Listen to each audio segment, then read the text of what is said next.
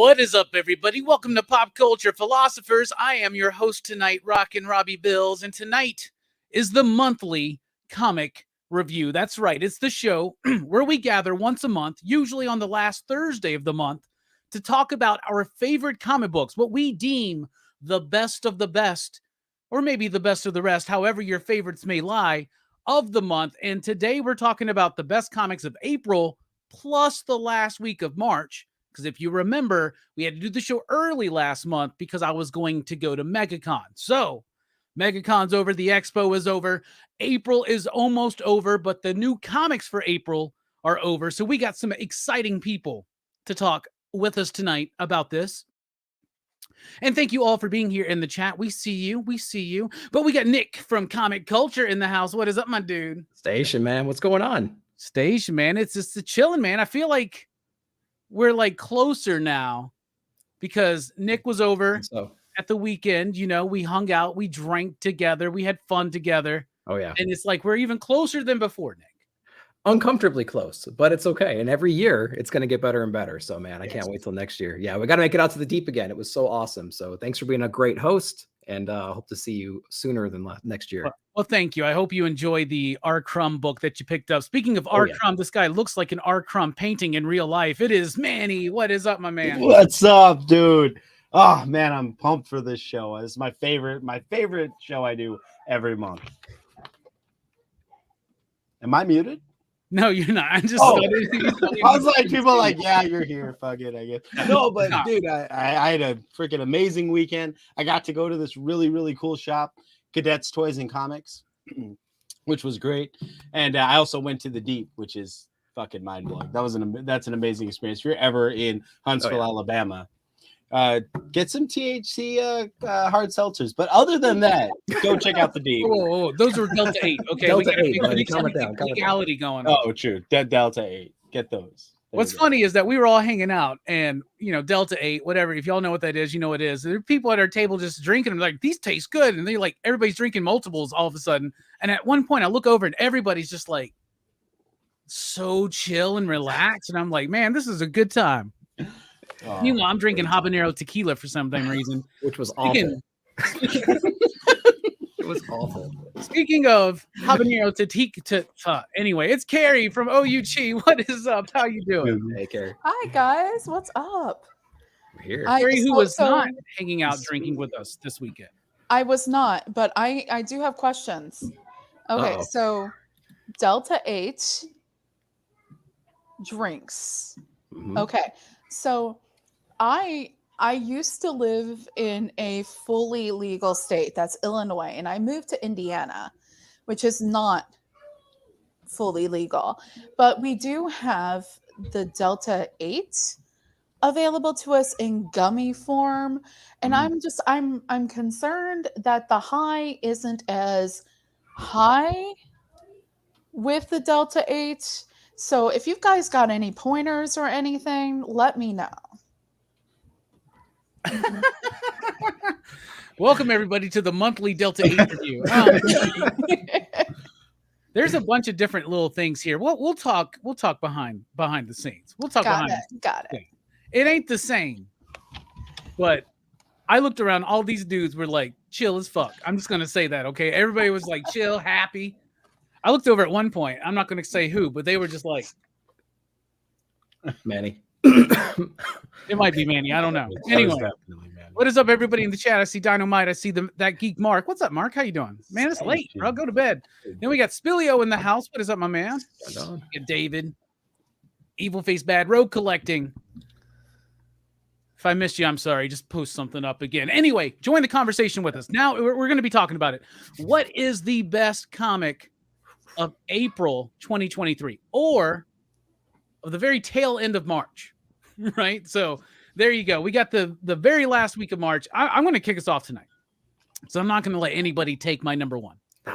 I did that last month, so you gotta make sure that. Yeah, I was trying to be nice. You know, it was your first time, and I was like, "Yeah, we'll let you." Nope, not I'm hoping nobody takes mine because I'm gonna get all profound again, and if you take mine, then I'm just gonna be like. I'm going with World Tree #1. by James Tynion, Fernando Blanco, right? Jordi Belair, and I think it did Bidikar. Didn't he do this? Mm-hmm. I think he did. Okay. Yep. First of all, what a profoundly awesome team. Oh my God. Yeah. Right? Everybody is like at the top level of their game.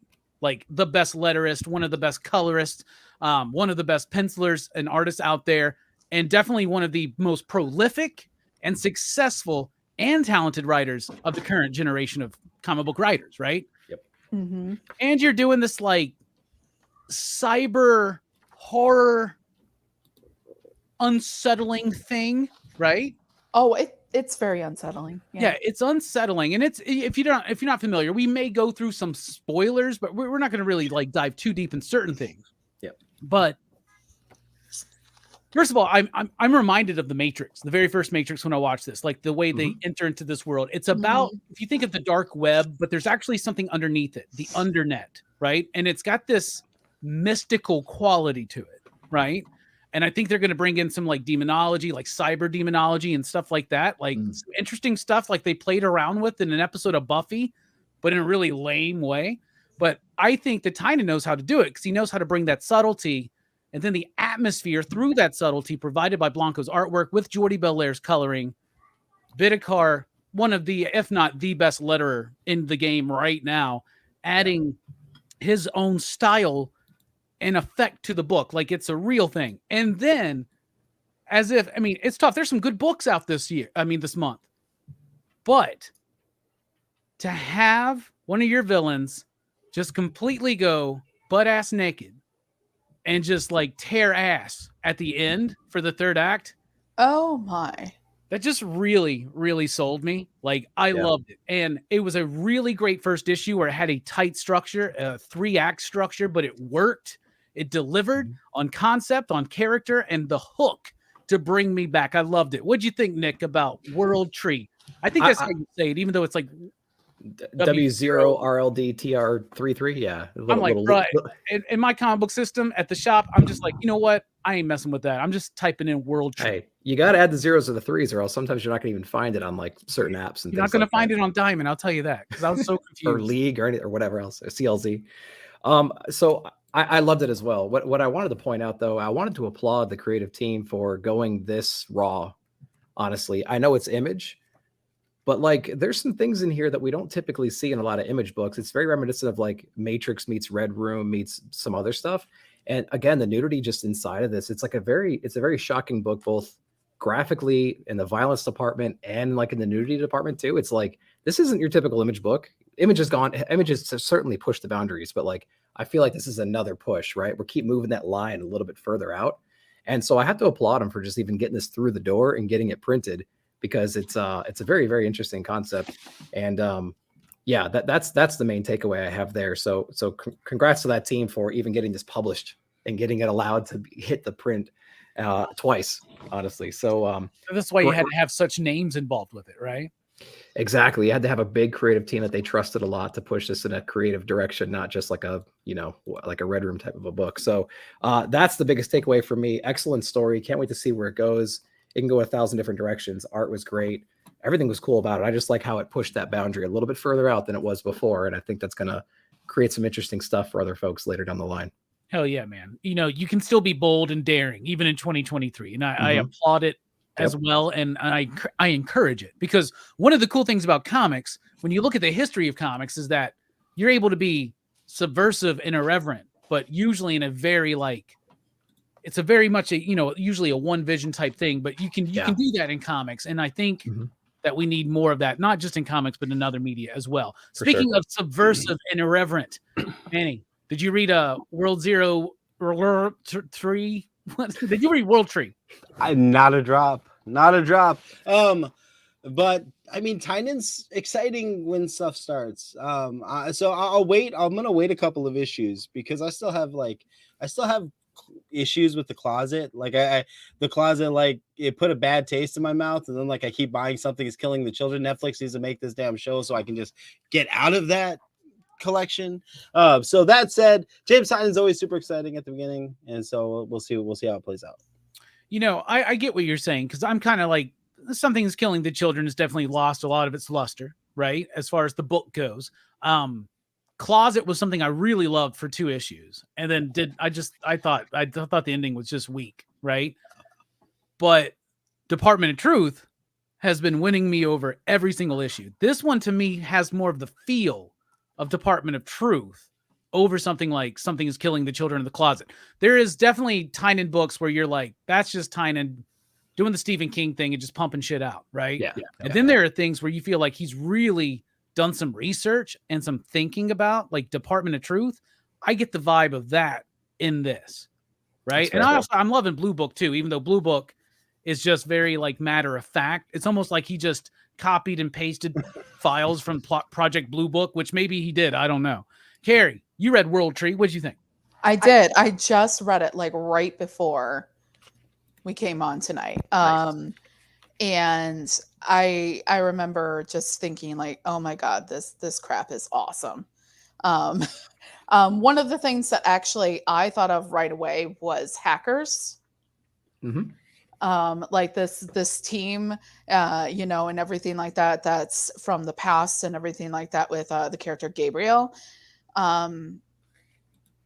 Now, is it just me, or does the evil seeming naked chick, doesn't she look like that one person from that Die Antwood music group? Oh my goodness. Now I like the book even more, to be honest, for some reason. I don't know why. Yeah, so like that's the first thing that got me. Like when I was looking at this, I was like, wait, that's totally looks like that person, right? The haircut absolutely, for sure. Yeah. It's ripped right from it. Yeah. And I think that when it comes to the different level storyline and everything like that, I like the different, levels to it. It definitely grabbed me. I definitely have been trying to put more sci-fi, more horror type stuff into my reading every week. And this definitely fits the bill. And I think that, it's easy to push those boundaries when you have this kind of creative team.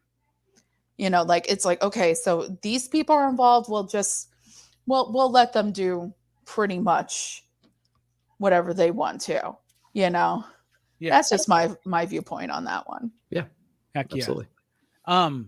Yeah, World Tree is great. If you guys haven't checked it out, check it out. Some people got it last week. Some people got the misprint 2 weeks ago. Some people got it officially released this week, but it was supposed to be out 2 weeks ago. Whatever. To me, it's my favorite comic of April. What about you, Nick? That's a good one. What's the best of the month? Man, to me, there was so many great books. I'm going to focus on one that started, I think it was the last week of last month. And then we had like 3 issues since then, which is kind of crazy if I'm not mistaken. I'm going to go with The Ambassadors, actually, from Mark Millar. And the first one's actually from Frank Quietly, which really sold me on that. But then for some reason, I can't find the second issue. But the third issue just came out this past week. And the artist on that was Travis Karist, if I'm not mistaken. Carrie. Sorry, I know I was going to say that wrong. Oh, Paris, right? Carrie or Charlie, Carrie. something like that. Yeah. Ambassadors is the second one is Carl Kerschel, who did the art in the second one. Thank you. Yeah, I think I preferred issue 1 and 3 on the art side a little bit more, but regardless, it's a very cool concept. I do like it a lot. It's actually very reminiscent of like Willy Wonka and the Chocolate Factory. In fact, that's actually referenced inside of this book here. But basically, we have this person who's teaming up with their partner, and they actually were trying to like push humans past like their evolutionary point. They're trying to like bring like artificial intelligence into them, trying to evolve them. And she was actually able to achieve that and develop these like superpowers. And she's actually kind of putting this call out there right now to get representation from all the major countries to have these kinds of superpowers. But it's not like you're going to buy it or something like that, or you're going to donate money to get this. She's actually picking them off like their character, off their merit. But again, there's a little twist to it, which I really enjoyed. She's not picking extremely obvious people, still good people, maybe to their core. But I think it's a really interesting concept that we have these superpowers that are kind of like up for grabs, and she can kind of bring these people in and train them and teach them their abilities and how to use them. And then we have representation from all across the world. So you get to see a different viewpoint, right? We get to really live in this character's mind and this character's life for a full issue, watch them get their powers, watch them react to getting their powers, and then we kind of are building our team as we go. Meanwhile, we have this like looming threat that's coming in as well, that we're going to develop, I would imagine, over the next few issues. And so I just really love this book a lot from that perspective. I thought it was pretty unique. I like all the mystery they still have in here too. There's like other superpowered people to explore in here. And so, you know, eventually we're going to have some kind of clash and things like that. And I just love the in-depth look in these different people when they're getting their powers. Issue 3, won't go too much into that one, but this is more about a like single mom and her child. And that child's growing up in a very dangerous path, like heading in a real anarchist kind of a path. And she actually gets into this program and brings him along as like a sidekick. So it's the two of them exploring their powers together and like really bonding over that. And I thought it was handled really beautifully. I'm really just excited about this run. I'm excited to see where it goes. And so I think it's an interesting concept. It's something pretty unique, and I'm excited for the creative teams we've seen so far. I can't wait to see it like mature and see what we get. Yeah, I wasn't sold on the first one, and I am a huge mark for Frank Quitely. Right? Yeah, like Sure. absolutely. And I did like the art, though I thought some of it was safe. A lot of it wasn't, though. There's some gnarly gore in the first one, right? Oh yeah. It didn't really stand out to me amongst other Mark Miller books, right? However, the second one, I liked it a little bit more because it was focused in on that one guy, right? Right. And then the third one, which just came out. First of all, Travis, everybody was correcting me in the comments today or yesterday, but Charest, I think is what it is. Travis Charest. I guess it's French, right? But dude, I love that guy's artwork so much. Incredible. Right? He did Wildcats back in the day, right? Believe it or not. And then he came back and he did Wildcats with Scott Lobdell at the beginning of volume 2. He only did a handful of issues, but it is so freaking amazing. I loved issue 3. Like loved everything about issue 3, even though it is playing with the Batman trope, but it's doing it with like a single mom and her son, right? And I had so much fun with that issue in particular. And each one's got a different feel and a different vibe. It's going to be interesting to see how it all plays out by the end of it. And like, is this just supposed to be a 6-issue series? I'm not sure. So it's 6 issues is the mid-series finale. So I think we're going to get it back to a back 6 as well. Okay. And it may even be like a Jupiter's Legacy type thing where there's multiple volumes, magic order, something like that. Manny, did you read this season 2? I did not, but Nick was talking about it in the chat before, so I have added it to the list. I just gotta get to it. Man, Manny is starting to fill that void that Bueller left back, in the day when Bueller was just like, someone's got to represent for Greg. Somebody has got to represent for Greg. Tree. Greg is with us in spirit. He was sad that he couldn't make it. He says he's very pumped for the next one because it's one of his favorite things to do. As long as Manny's not here, is what he said. Carrie, have you been reading The Ambassadors? Absolutely not. Oh, all right. I do have a question. Is it kind of set up? Because you're mentioning, Charlie and Chocolate Factory, Willy Wonka. Is it set up so that like eventually somebody is going to keep the powers and some people aren't going to keep them? No, she referenced it. So the woman who like progresses this technology far enough to then give it to other people, she's Asian, and so she actually like referenced Willy Wonka in the way that just to explain the concept of like, hey, I'm going to give 6 people powers across the world, and it's going to be based on like my own judgment of their character. And it's not going to be something that the governments can just buy from me, and I'm not going to give it to any, I'm going to give it to people who I think deserve it. But there's no like isn't going to be able to make some super soldier. No, but the funny thing is, there's a moment in this book, I think it was in issue 1, where it's like White House, right? And there's all these suits and generals and stuff staring at this monitor while this live broadcast is happening. And she says something like, I'm going to give it to people who I think deserve it. And then one of the military guys, presumably the president perhaps, was saying something like, she's going to give it to good people. And he was like, oh, dear God, or something like that, And so it's like, it's cool. It's good. It's got that snarky Mark Millar kind of attitude too. Yeah. So Nice. So far I've been enjoying it, and it's on a bi-weekly schedule. It's like every other week. Yeah, we've gotten 3 issues since last time we talked. Wow. And each issue a different artist, right? Yeah. So presumably it's a 6 issue I know I was looking at it and I was considering it. It's a 6-issue.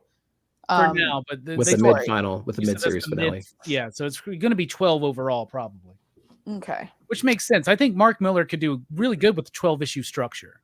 So that could be especially with this format that I really like, where it's like focusing on one, because then you build this threat in the background, which they have been doing, right? Okay. So, yeah. Yep. Is it kind of episodic, or with the over arc of the threat, or is it one of those things where it's like you really have to read it from the beginning? I'd say it was episodic in the fact that each time we've seen an issue so far, it's explored. The first issue was exploring the concept. The second issue was really introducing like the first superhero in the group, and this third issue is bringing in the next person into the group. And so from that perspective, you relearn from their eyes what it means to have this power now and to have access to this bank of powers that they explain inside of here. So like issue number 1 and 2, and they all share powers, which is another interesting concept. The powers all have one source, and so if somebody's using flight, none of the others can. That's going to come into play very majorly, I'm sure. That's gonna be really cool. Yeah, it's like a virtual bank of powers. They call it. They download it Matrix style. I know Kung Fu kind of stuff. Interesting. Yeah, so there's gonna be a lot of cool stuff. It could potentially become some kind of like everyone has their own function, like a Justice League kind of thing. Yeah, or an X. Yeah, right. Yeah. They're going to be building a team, and there's going to be. I see a lot of potential here, and it does work for me. Like at least right now, right?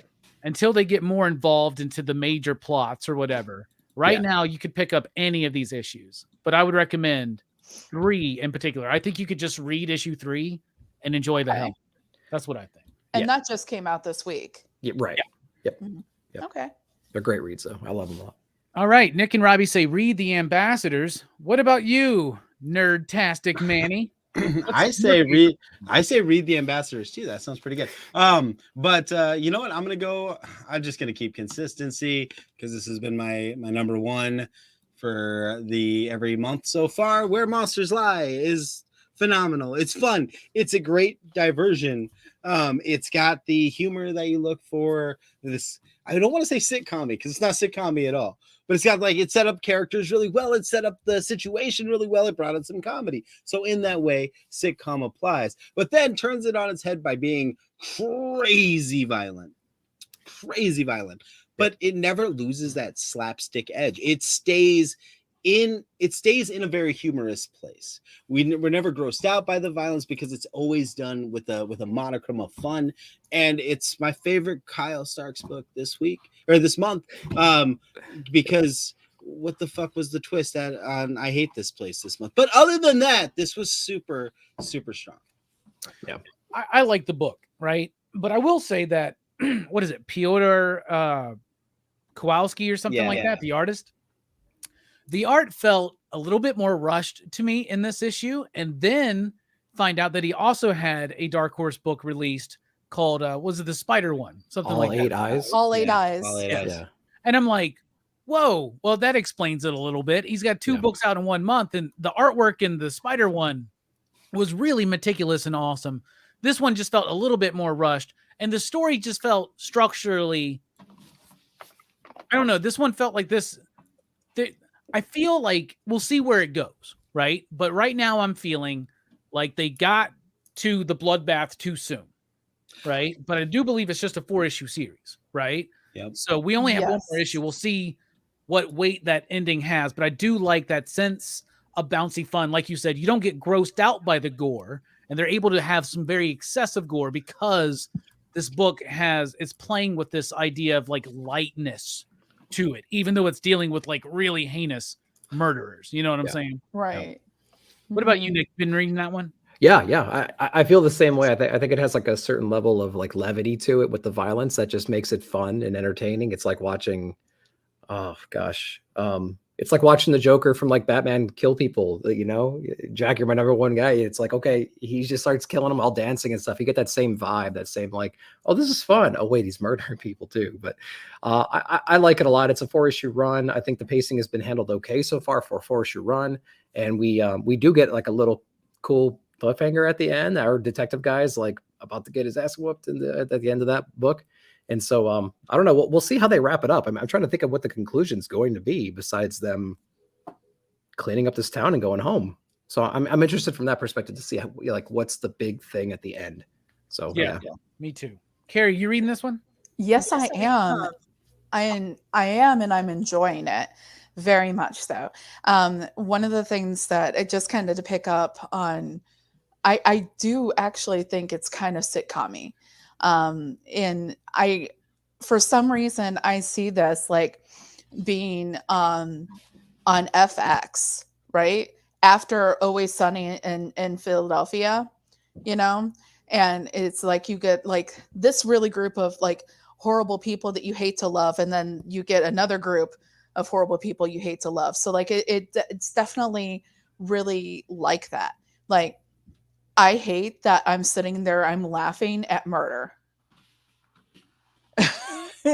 It's like, oh wow, I need to kind of look at myself maybe, or just don't worry about it. You can laugh at murder as much as you want, as long as it's fake, Carrie. Trust me, it's fine. I do a whole bit about it every week sometimes. So Looney Tunes has been preparing us for this for like 50 years, right? Yeah, let's blame Elmer Fudd and Bugs Bunny and Daffy Duck here.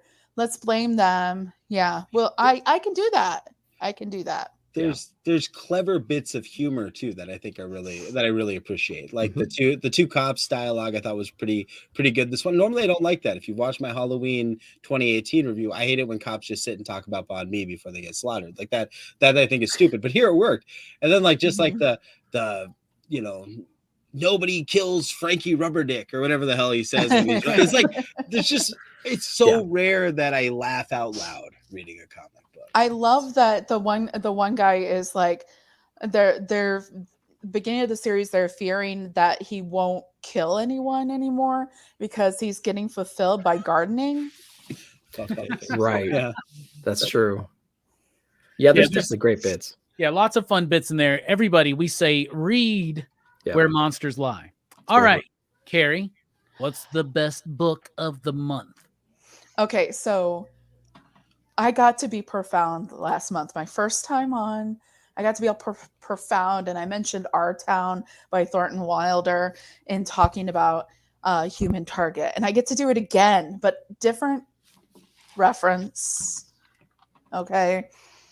So the Seasons Have Teeth. You stole my second one.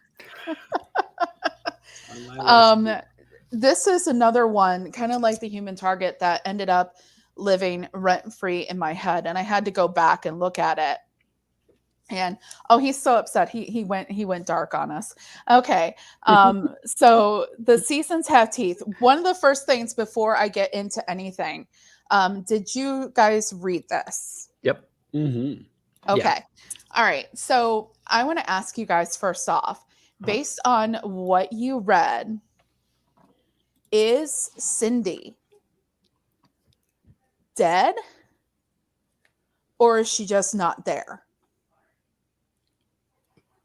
I assume she's passed because I think that's the obvious answer.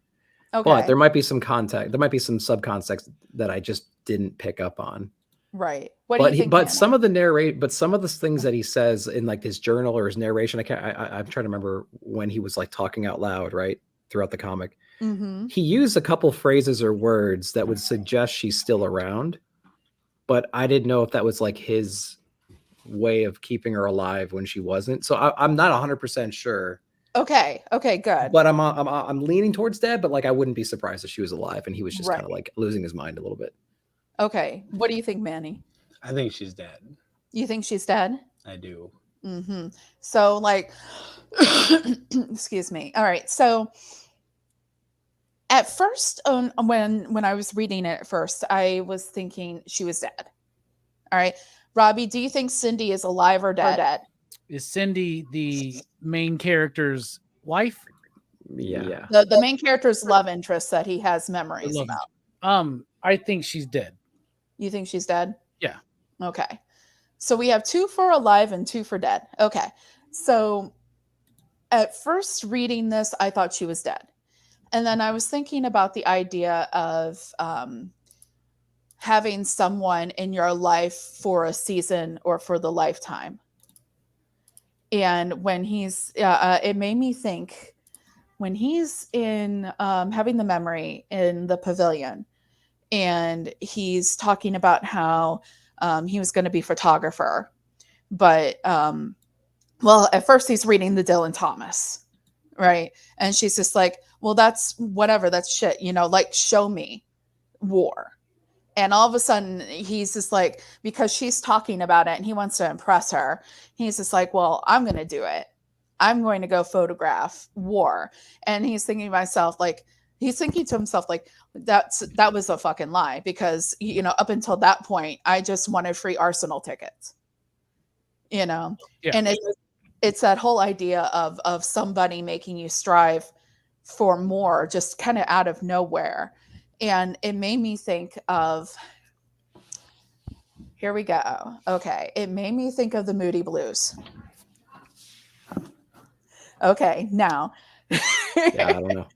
All right. So there's this song, 2 songs from the 80s from the Moody Blues, Wildest Dreams and I Know You're Out There Somewhere, where he talks about, and this is really cool because it's actually like, he's actually written the song about someone. It's not just a rock band trying to get a hit on their album.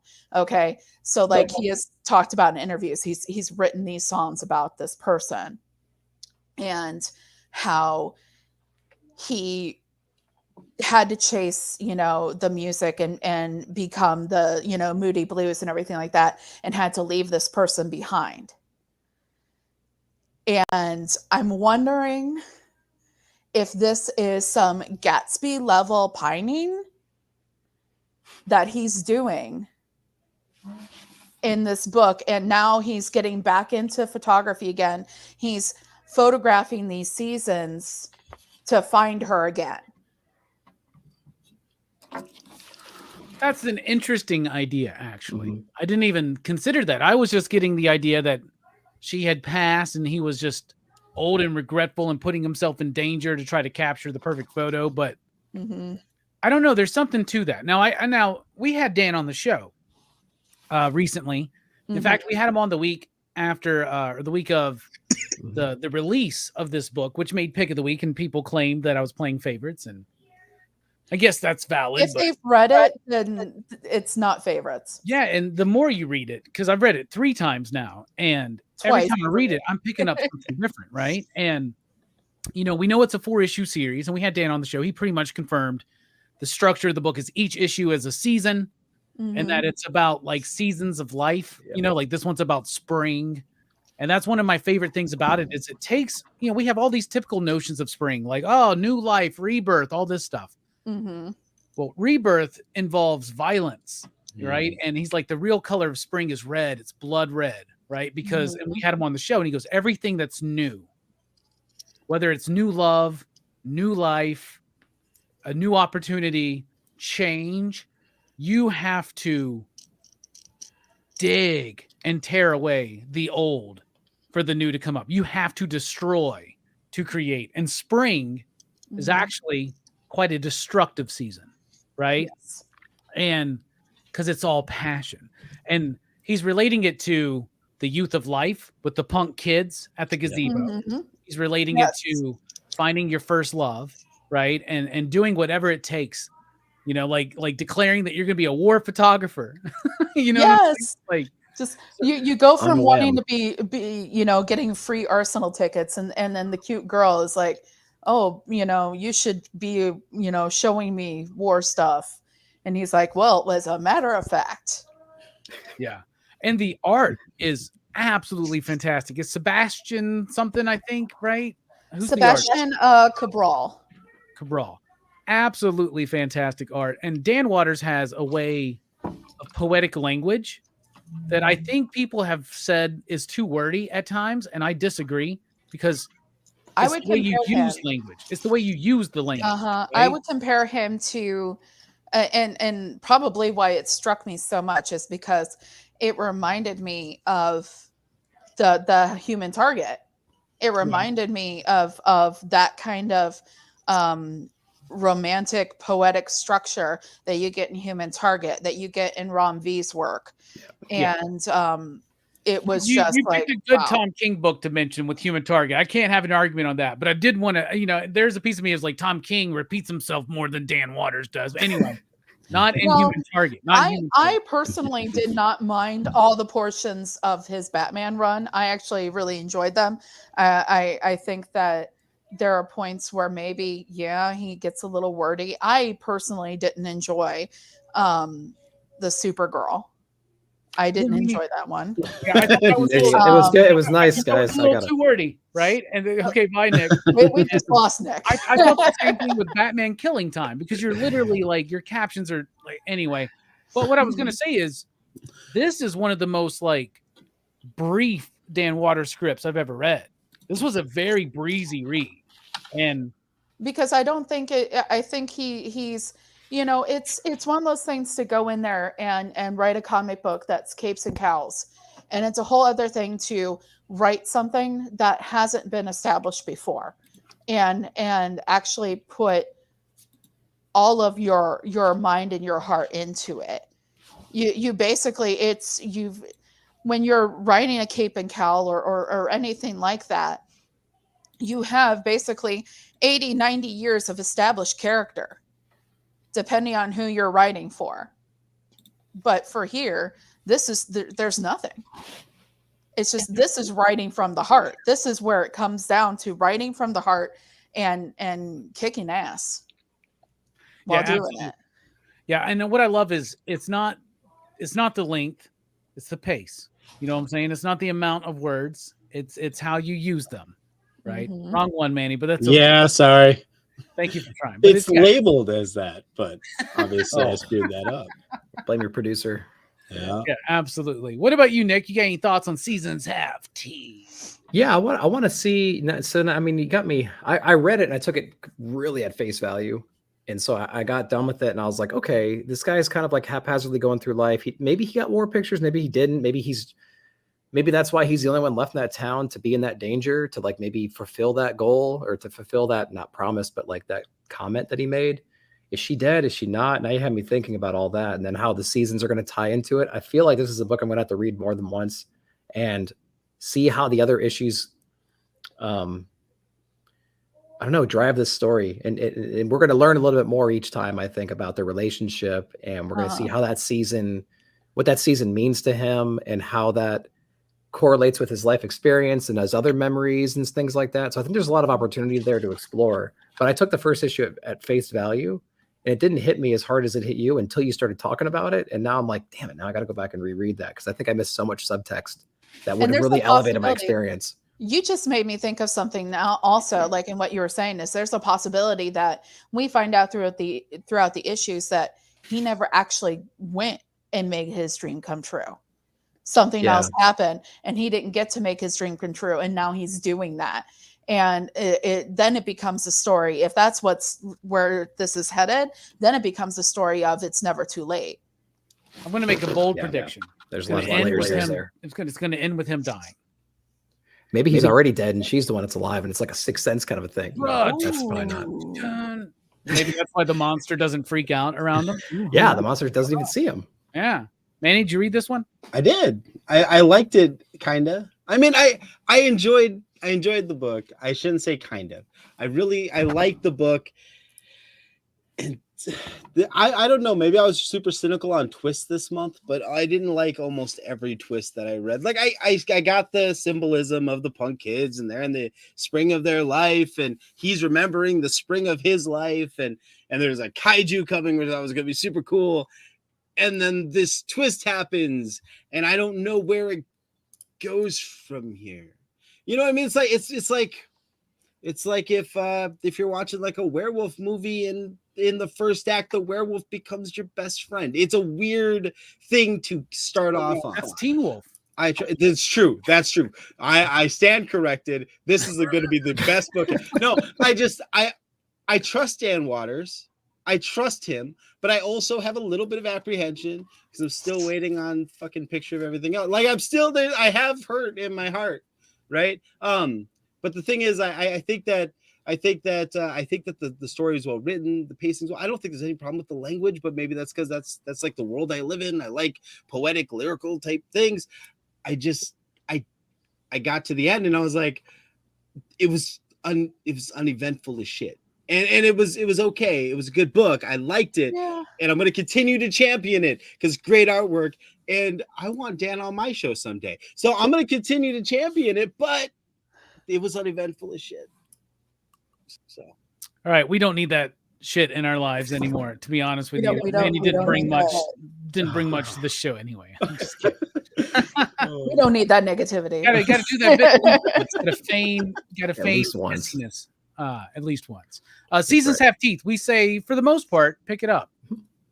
Read it a few times, maybe. I don't know. I really like the book. I really look at it this way. If anything, it's not that long of a commitment. It's 4 issues. Yeah, it's true. And I think structurally, we're going to get there. Dan is a very intentional and thoughtful writer. And talking with him before and after and during the show, he knows exactly where that's going. There's nothing that hasn't been thought out. Yeah, I have high hopes. That one, you can tell. Yeah. One of the reasons why the White Noise guys are so good, Ryan O'Sullivan, Dan Waters, Alex Packnadell, Ron V, is because they all kind of read each other's scripts and discuss together. And the idea of the writing studio with 4 incredibly intellectual thinkers, right? Like when Dan starts talking about literature, he like goes off. You get the sense at times that he's nervous. He doesn't like, a lot of people in the comic book industry, they don't like coming out to promote their work, right? Feeling like they're put on the spot or whatnot. But you find out what can make people comfortable. But you get Dan talking about books like James Joyce or some shit like that. Like Brian gets them talking about Finnegan's Wake. They just go. And I'm just like, yo, what the hell, man? Come on. Anyway, check out Seasons Have Teeth. So that's a complete round. So now we're going to another book we want to highlight. And I'll kick us off with the DC comic. Can you believe that? Wow. In fact, 2 DC comics, because 2 issues have come out since we last spoke. I'm going to go with the Unstoppable Doom Patrol number 1 and 2, y'all. Come on. Dennis Culver. Dennis Culver came into my attention because he co-wrote like Infinite Frontier and stuff like that with Josh Williamson leading into Dark Crisis, right? And I liked most of that stuff. I think he was a co-writer on Flashpoint Beyond with Johns, wasn't he? I believe he was.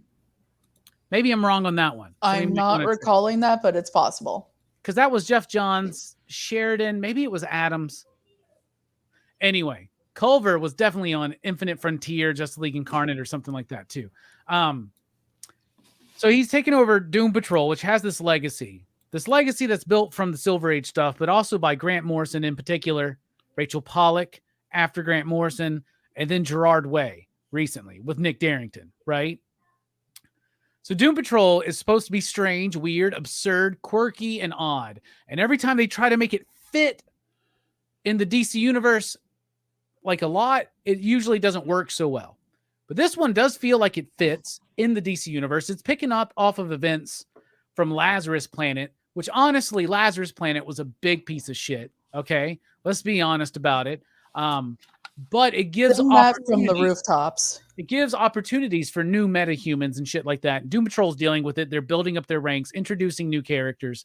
The artwork by Chris Burnham is absolutely phenomenal. Chris Burnham has worked with Grant Morrison, has that kind of sensibility of a Grant book. So it makes me feel like Grant is almost still kind of there in spirit, at least. And it's totally picking up on the spirit of the Morrison, the Pollock, and the Way runs. So many references to them, but doing something new, doing something in these first 2 issues, a great issue 1, introducing the new and the old, the familiar and the unfamiliar to the initiated and the uninitiated. And in issue 2, expanding that out a little bit further, still telling a self-contained story and also building the threat and the point and the theme of what's going to drive this book going forward.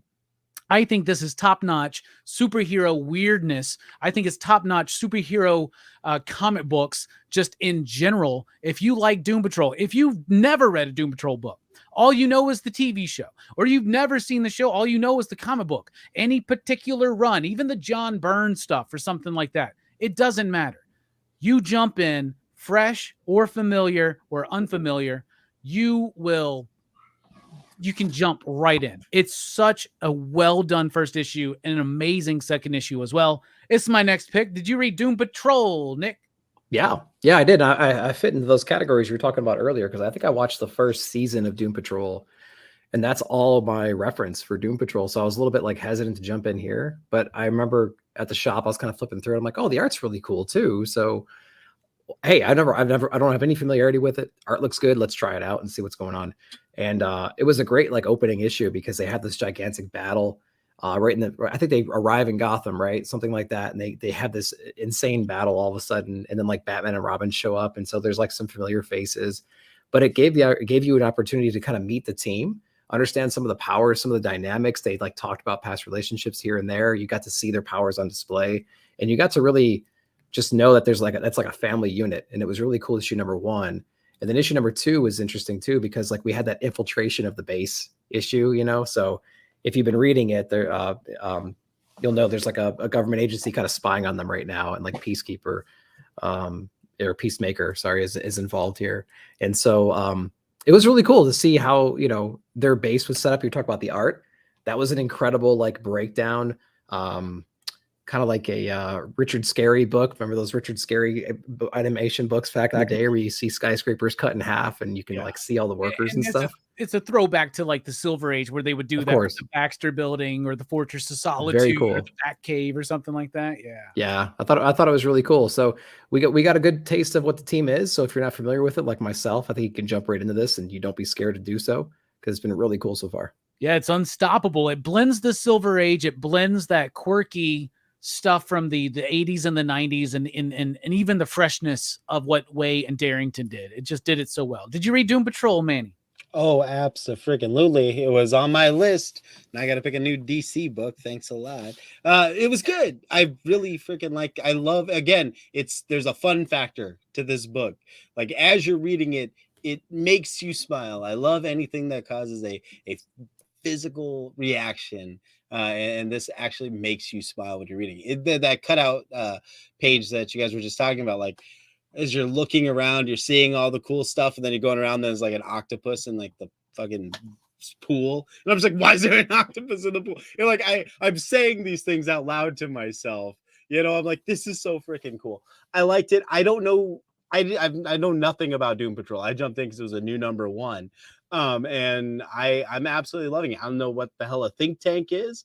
I don't know why it makes Peacemaker so nervous. They kind of tell you like it amplifies this person's power. I'm like, I don't know who the hell that person is. So, but I still had so much fun reading it. I love the characters. They're quirky. They're dynamic. I love the big FUs to the X team. Like, I don't know was Dennis Culver in the X office and he got kicked out. Is that why he's so hurt? No, I don't think so. But here's a big thing that a lot of people may not realize, but the X-Men was almost like Stan's ripoff of Doom Patrol. Because Doom Patrol were like the stranger outcast heroes that weren't accepted by society. And just like Fantastic Four was Stan's idea, like we need to do a book like the Justice League. We need to do a team book. He did Fantastic Four. They need to do a strange team of outcasts. Let's do the X-Men. So the X-Men was inspired by Doom Patrol. And dude, I love that dig at the infographics. Now, I love Hickman and what Hickman does, but what the X Office has done with the Hickman infographic is atrocious. It is boring. It's page-filling nonsense. And so if you're not familiar, y'all, you're reading Unstoppable Doom Patrol. You get to this dossier. It starts reading, and all of a sudden, I think it's Chief, right? It's Jane, right? And she's like, I'm not reading this bullshit. It goes so much deeper than that, too, because it like Niles is in the chair, and she's like, quit trying to inject your style into the story. Like, she's like specifically like, fucking Hickman, get the hell out of here. You know what I mean? Like a bold dig. Oh, dude. Sure. And the whole premise of this book is the rebooted Marauders premise when like Marauders restarted at number 1, like we're gonna go around and rescue all these mutants, and that book fucking sucks, and this book is great. So it's like it goes so far even beyond that. So I freaking love it. I love it. Although fuckboy Kate or Bishop in that book is phenomenal. At least the work done with Kate. The book was good at first, and then it just all the X books just shit the bed, man. just shit the bed. Anyway, speaking of shit in the bed, Carrie, hope you got that cleaned up. What did you think about? Did you read Doom Patrol? I did. Okay. I did. I have not gotten through the second issue yet, but I definitely did read the first one, and the second issue is waiting for me right now. I just let's take a further dig into X-Men versus Doom Patrol, in that when I got back into reading comic books just a few years ago, and I was looking for an entryway into X-Men again. And they come out with an X-Men 1, and God forbid you could even understand what the hell was going on. Awful place. If you hadn't been reading, if you hadn't been aware of Hickman's X-Men and X books, like if you had no clue, you still had no clue at the end of that first one. Now, versus Doom Patrol, where I was already aware and I already knew about Doom Patrol. And when you get into that, it was definitely one of those things where if you did not know about Doom Patrol, this was perfect. This was starting from square one, at least to the point where you knew that they had an established group, but you could start out and you can jump in. Number ones are supposed to be a jumping off point. I know I'm preaching to the choir here, but like number ones are supposed to be a jumping off point, and Doom Patrol was, versus anything I've tried to jump in on involving the X-Men. And who doesn't love, if you're reading comic books, if you're into geek culture, who doesn't love the team of lovable misfits? Yeah. Because we're all lovable misfits. Exactly. We're all a little bit weird. Mm-hmm. I love all of this love about Doom Patrol. And I think that, especially with the popularity, semi-popularity of the show, this new book, getting lots of good reviews, making some waves, I think it's going to build some momentum. So I'm so excited, because that means a lot of people are going to do what I'm about to say right now.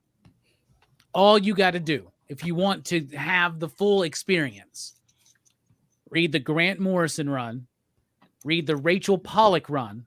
Grant Morrison run is available in 3 nice thick trade paperbacks, easily available. The Rachel Pollack run just came out for the first time collected in an omnibus, and that would be a cool way to appreciate her legacy and career. She recently passed, unfortunately.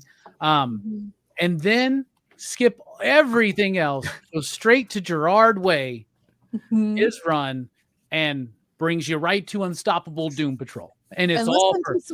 And listen to some MCR while you're doing it. Yes. In particular, Danger Days. That would be the main album, I think, to get into. And read True Lies of the Fabulous Killjoys while you're listening to the album. Now we're moving off topic. So real quick, though. So in DC in general, Lazarus Planet, they seem to be picking and choosing which books are affected by that.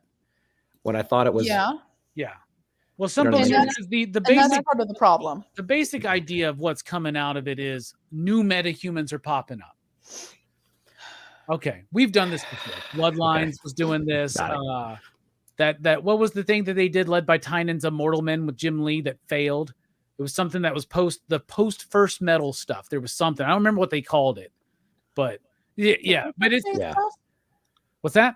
Are you talking? No, you're not talking about Future State. No, never mind. No, it was like Age of, maybe, I don't know. It was something, but it was like there was a whole, like Sideways was a part of it, and Damage was a part of it. Damaged and all that. It was like the post-metal new, like, because now they're new metahumans. City Boy is going to be a part of that. And the Vigil by Ron B is going to be a part of but the Vigil, I've read their first script, and it's very planetary. They did not need to have this. Oh, God, never mind. I'm not gonna. Yeah, sorry. I am not a fan of Lazarus Planet, and it was pointless. I think they could have introduced all these characters without doing these. First off, the freaking Lazarus volcano erupts, and they spend all this time introducing new characters. Tell that story. That's all I'm saying. That's all I'm saying. That shit was all over the place. And I had a customer yesterday comes in, and Lazarus Planet, Revenge of the Gods or whatever, number 3 was in his box, and he looks at me and goes, "Is this shit not over yet? No, Like, why am I not. still buying this?" And I'm like, "It's all over the fucking place, brother. I don't know what to tell you, man. Yeah. Skip it." I read the first issue of Shazam and Mora's Shazam, of Mora and Wade's Shazam. I've read the first issue. You don't need to read any of this shit. You're good. They'll catch you up. It's a good Shazam. What is the point of it? What is the point? It's to create new characters. To create new characters, try to spring off something new because that's what they think. It's a misguided attempt. Right. Yeah. Right. Are they just trying to fill in the void until Tom King takes over Wonder Woman? What is this deal? Like, you don't have to have a Wonder Woman book every month, man. Guys, you can take a break. Well, Wonder Woman sales bumped up a little bit because of it, and I mean that's why. And it's just because, it's so stupid. It's just so stupid. It really is. Anyway, and then they got the Night Terrors that is coming out, and it's going to be weird, to see how everything encompasses with Night Terrors. And we could go on forever. I'll shut up. Night Terrors is more of a like, let's give everybody 2 months break to get caught back up, and so Night Terrors is like a little thing that's coming in and out, like kind of like a future state type thing, or okay, so it is going to like encompass everything. Yeah, it's like 2 months DC gets replaced by Night Terrors, and then they come out of it. Basically, is what I'm aware of. But the teams that are coming on are really, really solid. So I think I'm not worried about, but it's one of those things where it's like you go and you turn us all on our asses for a month or two. And then there's nothing. So if it sells books, yeah, I know, but I still. know. Hey, I remember when they killed Superman. There wasn't a Superman book for like 3 months. I fucking thought, I was like, he's dead. He's dead. It's gone. Well, There's no more Superman. He's really dead in the issue I got over here. So. Yeah, I bet. That'll be an honorable mention. All right, Nick. Yeah. What's a book you want to highlight? We talked about this book. I know I've talked about this book several times before, but hey, it's another new issue, so we're going to talk about it again. Mark Russell's Traveling to Mars issue. God, what is this now? 5 at this point, man. This book is brilliant. I'm loving it. Every time this book comes out, it just goes right to my best book of the week category, and I can almost do it without even reading the book, just because I could just anticipate what it's going to be. And this book was incredible. This one was really interesting too, because he's on his way to Mars to claim this resource for this like really corrupt organization. I think we've talked about the premise of the book many times, but this issue was really great because it's focusing more on like his legacy, what kind of legacy he's going to have back on Earth. And he compares it to, he thinks about his hometown, and he starts thinking about like all the major players in his hometown, all the major stars. We might have like local celebrities wherever you might live.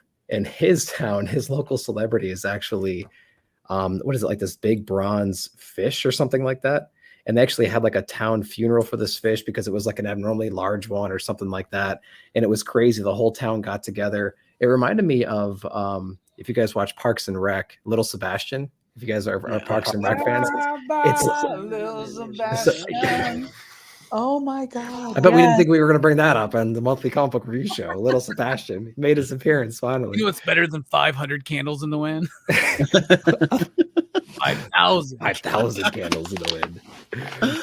But he's like, you know what? If I do this and I achieve this goal and I become like the most famous person for a minute, how am I gonna stand up compared to this like fish that had this town feel? I mean, there's like a casket for the fish, and everyone's like freaking out about this fish's death and things like that. And so he's really to the point now where he's like contemplating his own legacy and like what is he going to leave behind and things like that. And again, it's just that introspective look that like a lot of comics don't take the time to do at this point. And then like we get that in every single issue, which is just so cool to see. But not only that, but at the end of this issue, we start to realize that, this entire time he's on this journey physically through space to Mars. And we never really contemplated, what is anybody else across the world doing right now to also do this, right? And so at the very, very end, we get a real introduction to our conflict, which is he's not the only one in space now hurling towards Mars to try to get this resource. He's not the only expendable person that was found by these other corporations. And now it's a mad rush. And so he has to deal with that as well. So the book continues to amaze, man. Traveling to Mars, probably one of my favorite books.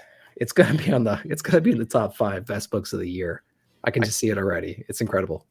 This book is about a terminal sad sack reflecting existentially about his sad life while on the way to Mars, being all lonely and depressed. And it's so fucking good. Yeah. It's so good. Like, Mark Russell is able to have a touch of satire mixed with melancholy, right? Like, he has that Lemire melancholy kind of vibe, but he has this like sense of slight absurd satirical fun about things, right? And some of his work excels because of it, and some of it just kind of lingers around. Traveling to Mars is excelling. It is really nothing but a bunch of inner monologue of this dude just thinking about shit, right? Like you said, they didn't even really introduce a conflict to drive the story till the end of the penultimate issue, right? But I am transfixed by every single issue because it feels so real, right? It feels grounded. It's soulful. And it's something that I really, really appreciate from Mark Russell. And it's the best type of stuff that I love in his work. Another one of my favorite books from this month is from Mr. Russell. What about you, Nick? Manny, did you, Nerdtastic News, what's up? I just try to look at everybody. I'm just going to that now. I didn't even realize that's what mine said. All right. What do you think, Manny? What do you think about this one? I like it. I love that every month Nick brings it up. I love that every month that means, oh shit, Traveling to Mars is back out. That's right. So then I got to read it. But I actually did read this one. I like it. I've always enjoyed it. I think it's well written. There's these like moments, like you said, melancholy and sad sack, but it always feels, it gets to a point of like triumphalism, if that's a word. I don't know if triumph, but there's always like an apex in the emotional roller coaster Russell's taking you on. And I think that's why we're able to continue to ride the wave for 5 issues of one person talking to themselves. And it works. Like in this, like, I don't know, you get caught up in the swells of emotion when he's reflecting on his relationship and the part where he's like, I forced myself into being, you know what I mean? Like you're getting there. And then he realizes like shortly after that, his town really loved to fish. They loved to fish so damn much they put rose petals in the coffin, and it was this big thing. And the fish is named Leroy Brown, which is badass. Now I need a fish named Leroy Brown. But it's like, how much more value do I have than a fish? And he still doesn't see it. Like, right? It fires these weird neuron pathways that like your brain goes to this thing, like you feel so bad for this guy and you want to tell him how great he is. You want to tell him how fucking badass it was that you had a band called Viking Funeral. He doesn't think much about Viking Funeral, just something to delay him into adulthood. But you know, that's fucking badass. I've never had a band named Viking Funeral. I've never even had an Ewok village, Robbie and Nick and Carrie. So there's a lot of shit in my life that I haven't done either, damn it. And this book's going to get up. I've never had an Ewok village. What's that shit, man? You've never had an Ewok village? No. Did you see it at the Deep or something? We have one. You should have bought it. I did. That's why I called you. Anyway, and a Serpentera. But regardless, I don't know where I'm going with this other than there's melancholy, but there's triumphalism. There's an emotional roller coaster he takes you on each and every issue. And I want to see this guy succeed. He's written a character that I absolutely want to see succeed, not for the sake of the story, but for the sake of the character. And I feel like that's rare. And I like it. By the way, we sold the Serpentera, but I do have a Serpentera. So I do have one of those. It's actually in the closet. I haven't even pulled it out in years. That's not only do I have one, Manny, I disregard it so much. It's just in the closet. It's just there. About how that makes you feel. All right. Carrie, are you reading this one? I am not reading this one, but Manny, I hope someday you can get that Ewok village to fill that little hole in your heart. Thank you. Because I know I need Teddy Ruxpin to fill that hole. So I never had Teddy Ruxpin. So I'm not reading Traveling to Mars. No. Hey, sorry. I'll tell you what, I hope you get the Teddy Ruxpin. I hope you get the Ewok Village. If you want to, I don't know if it's cheaper, but you can get the Robin Hood Village playset and just take all the tree shit off, and it's the Ewok Village. Oh, right. But I hope I get the Ghostbusters Firehouse at some point. Ooh. Oh, that's This another one one. I never had. I got the Playmobil one. That one is so fucking fire. I didn't. My daughter got it for Christmas because I couldn't justify spending that on myself, but it happens to live in my studio. So I absolutely love the Playmobil. And Nick, I hope you get that piece in your Christmas story, Christmas Village, that you have never been able to get. So there you go. Does The he have Bumpus's house. The do you Bumpus's have house. do you have one of those Limax or whatever Limax Christmas villages, I like do. the porcelain things? Oh my God, do you have the Halloween village too? The Halloween village. No, I have the Christmas story version of that whole village. Oh, you should check out some of the Halloween village stuff. I can't get into more Christmas village Halloween. I just can't do it, Carrie. I just can't. Do they have a Christmas story? The new Christmas story? Do they have any village pieces? We don't fuck for around that? with it. We don't fuck around with all the man. Well, we Thank go old God. school, but now we go. Hey, God, isn't his No. face fucking distracting? His eyes and his face are distracting the whole. It's like it's there, you recognize him, but like something's lost, right? You're just like, it's not the guy I know.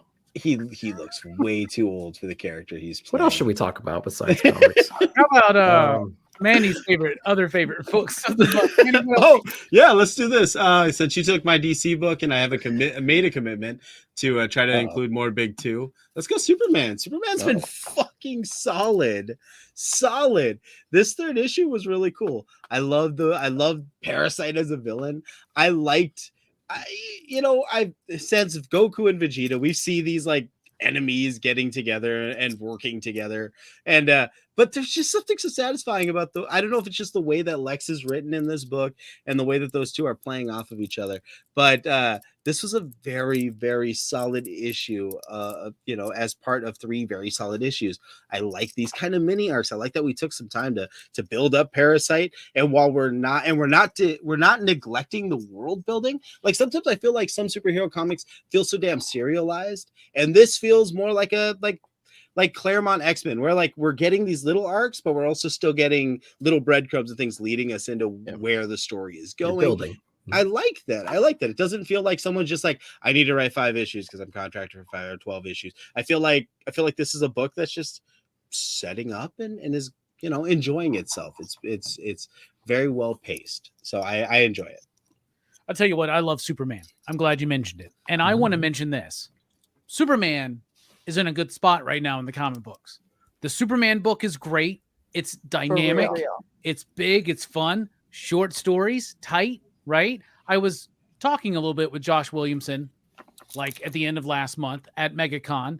He was talking to me a little bit about structure, his ideas, what he's doing, how he's integrating the other artists. Like Nick Dragata is coming in. I asked about his involvement. He got going about, well, he's doing this bit because we're doing this. And he said he was trying to consciously do tighter stories and utilize these villains. Already we got Luthor, Livewire, Parasite, all being done in very interesting ways. This is one of the most interesting Parasite stories I've ever read. The Jamal Campbell artwork, right? Phenomenal. Because I've been saying this my whole goddamn life. Well, at least since I've read All-Star Superman, which is not my whole life. We need to see Superman from a certain perspective.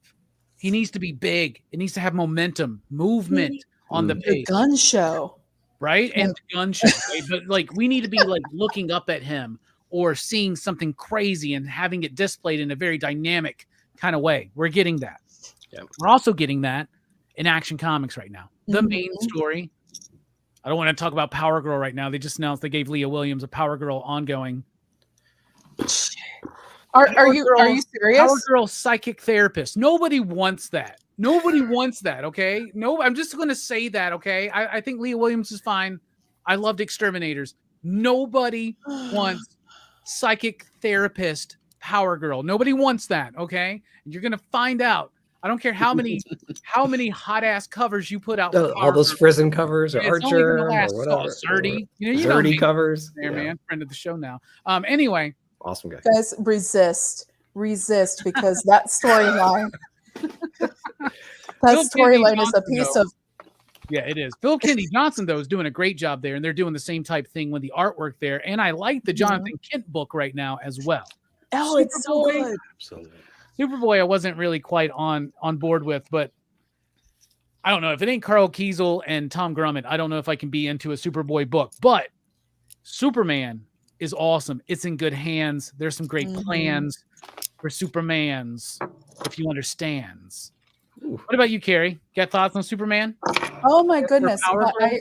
I love we won't talk about Power Girl. But I love Superman, and I love what Williamson and Jamal Campbell are doing there. It's just solid, and I love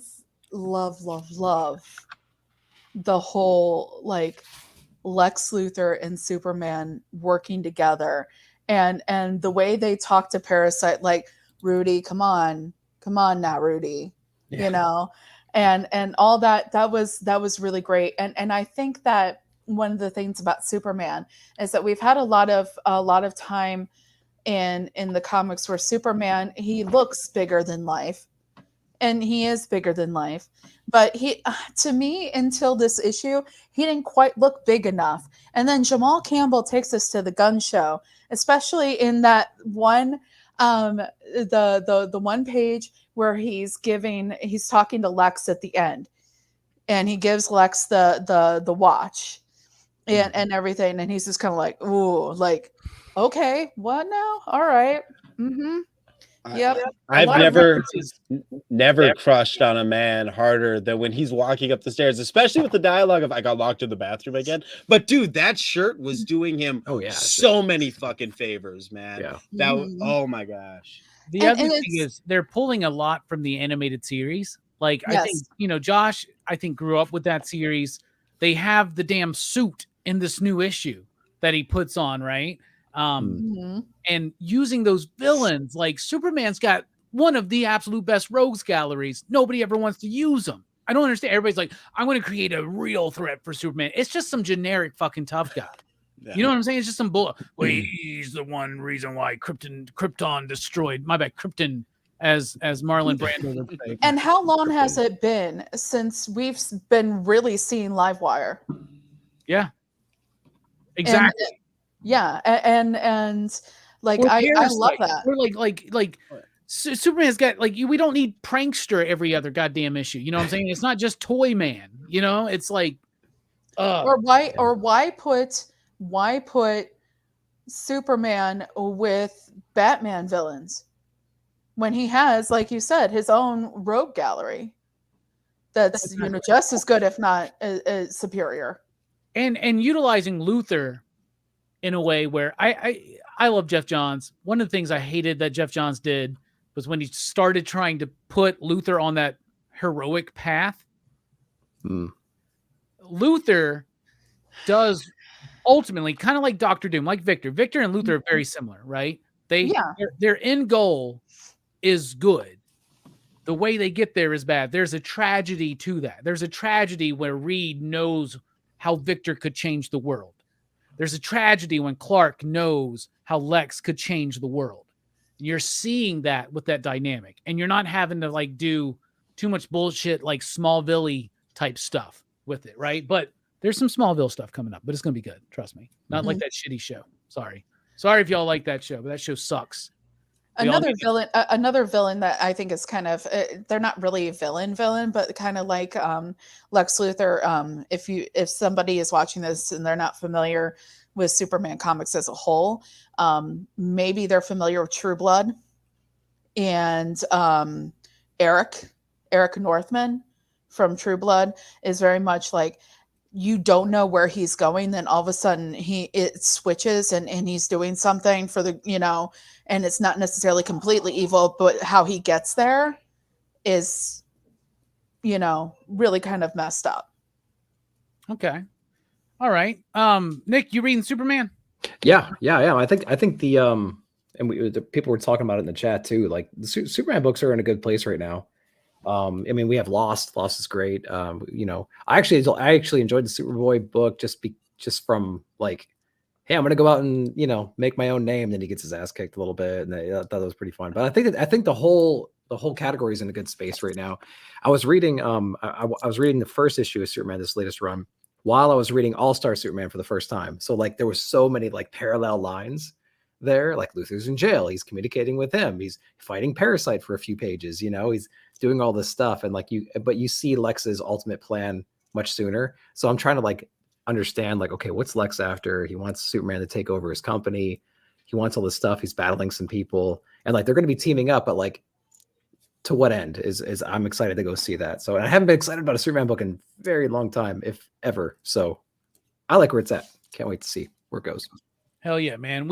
Y'all read the Superman books. That's what we say. Read the Superman books, pretty much all of them. Skip the Power Girl bits. Nobody wants that book. I mean, am I lying?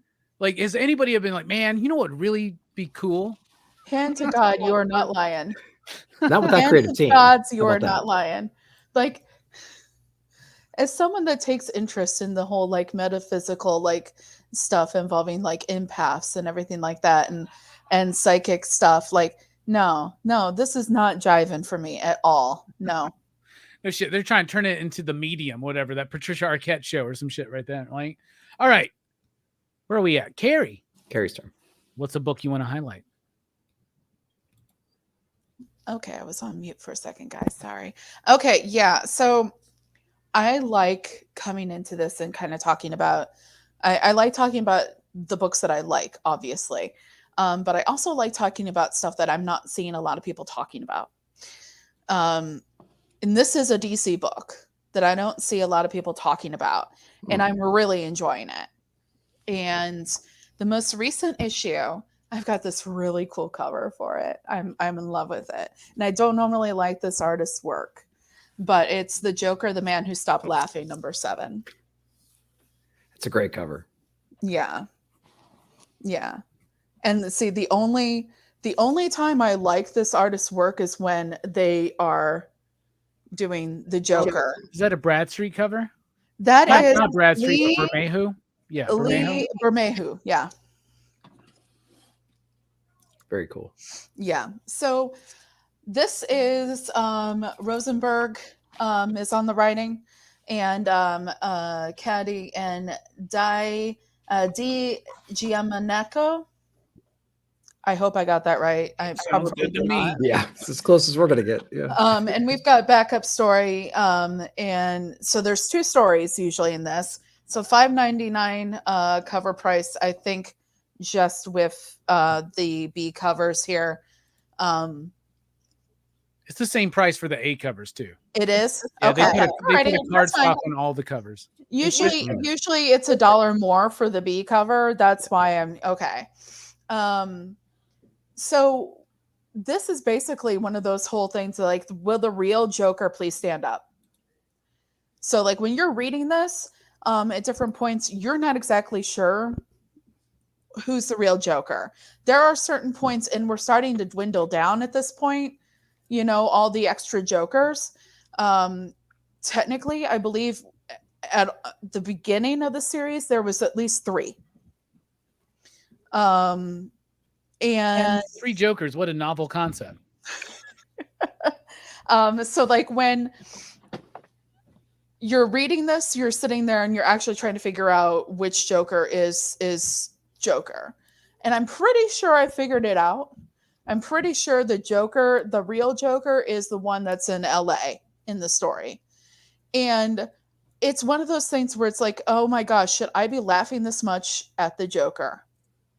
And everything that the Joker is doing, especially it's like, have you ever had one of those like nightmares where you're trying to get someplace and everything just keeps on getting in your way? And that is basically what's happening to the Joker, except for in the beginning, he has created all these problems because he thought he was going to be going to one airport, and actually they were going to another one to go back to Gotham. And so he decided he was going to cause all these problems, these explosions, these fires, everything, just to leave LA with something to remember him by. And it does not work out for him because now he has to somehow get to LAX. And everything is getting in his way. There's a hero that gets in his way. And what I really have been loving mostly about these books is the second story. Some really campy, kooky, obviously 60s inspired Joker type stories. For instance, like in one of them, he's like trying to hit on Big Barda. And what's really cool about all these stories is that they are definitely tying in and giving you clues as to what is happening in the big story. And I really like that when you can definitely see a connection in some way between the short secondary story and the bigger story. That's something I've really liked. And I've noticed that the books are starting to get more towards that. So like you've got definitely Detective Comics is keying in together. You've got Batman keying in together, and you've got this one definitely related, but in different ways than the others are related to each other. Okay. I quit reading this one a few issues ago. I don't know. It was all right, but I wasn't completely vibing with it. Nick, are you reading Joker? No. What issue is this? What issue? This is 7. Okay, I think this came out originally when we had a lot of Batman books out. Yes. And I think it was like, listen, I can't read 6 Batman books. And so I think this one hit that chopping block, but I'm glad that it's good. So see, I'm the girl that can read a lot of Batman. So and in fact, it comes out, I believe, the same week as Batman and Joker Deadly Duo. Another one I'm not reading. Yeah. I hear you. I've almost stopped reading Batman Joker Deadly Duo, and I just absorbed the artwork because that's like definitely my favorite part of that one. But I do like that one. I thought the Joker was fine because the Carmine Dijon Domenico, his artwork I really, really like. And Francisco Francavilla was doing the backups when I was reading it. I don't know if he's still doing it. And I'm a big fan of his work, but there was just, it's the idea of the fact that I'm done with this $5.99 comic book bullshit. You know what I'm saying? Like, and I don't know, like I couldn't justify when I was doing the weekly review, I would be like, it's all right. It's decent, but I'm not telling you to spend $6 on this. Oh yeah. Right? You know? And so I eventually got out of it, but I'm glad to hear you're still digging it. So I might have to revisit it once it's complete with its run or whatever. Manny, you reading Joker? I've bounced in and out of this one because it's like I keep harping on other people's past work, but when the Joker book first dropped by Tynan, I was like all hype about it, and then that thing just kept like, it was like riding a really fun roller coaster with like weird speed bumps that hit you in the nuts every couple of issues. That's like what reading that series was. So like with this one, I was Manny, you're right. Like that's another thing that like almost turned me off immediately to this book was the way the Tynan run wound up. Oh god, yeah. Like, I almost didn't read this. Strong, and it just 8 issues too long. I almost didn't read this one because of the Tiny Onion run. Yeah, exactly. And because that started out, like you guys said, so strong. Like that could have really been something. Like that could have been really that could have really grabbed y'all by the balls, you know? And it could have been just taking a major chance that could have paid off as long as it was done right. And then it didn't even finish that chance. It was just like, oh, well, you know, I didn't do anything to him. Well, really? You're standing in the same room with him with a bunch of cannibals and you can't do anything about it? You were given how much money to go and sit there, Gordon, and you didn't do anything? All the money. All of it. No, you didn't do anything. You didn't at least take a shot at him. I also just didn't buy like the turn. Like when he decides I'm not going to do that, that would be sinking to his low. I just didn't buy that turn either. Like, no. It didn't make any sense whatsoever, and that really, I almost didn't read this because of that. Yeah. And I was like, you know what? I'm unabashedly a Batman girl, so you know what? I went ahead and read it, and I liked it. Awesome. There was another piece of me too, and Manny, I'll let you. I'm sorry. Oh, no, but there's another piece of me too that was reading it and was like, "So we're doing this 3 Jokers bullshit again? Like, really? We didn't just do that?" Oh, but I did read this issue, and I like the car chase with I think it's Manhunter and the Joker. Yes. I thought that was really good. There's some funny jokes in it. Like I think at one point. He's being chased by Manhunter, and he's like, "That's kind of sexist. I can't call myself Lady Killer." And I was like, "Yeah, that was kind of funny." You know, it appealed to me as me. There was another book they just made that Manhunter reference. What was it? It was something, and they were like, "No one stops the Manhunters," and they're like, "You mean Person Hunter?" Oh yeah. So it was something this week, I think. So maybe it was Green Arrow. It was Green Arrow. Green Arrow. Yes. I do think that bouncing in and out of this book is detrimental to read, because like I didn't know that there were multiple Jokers. I just thought I just thought it was like in it, like we were flashing to like different times in the same story. Because I was like, why the fuck doesn't Joker know Solomon Grundy? Like, I'm like, shouldn't he fucking know Solomon? Like, he's like, who are you? I'm Solomon Grundy. You could say me. And I'm like, what the fuck is going on? But anyway, now you've explained it. So now if I do read it, I'll have that nugget of information. Well, we do know that we are pretty sure that one of the Jokers was one of the clay faces. Is the guy on the plane a Joker too then? The one that like makes the plane crash? Yeah. No, that's D.B. Cooper.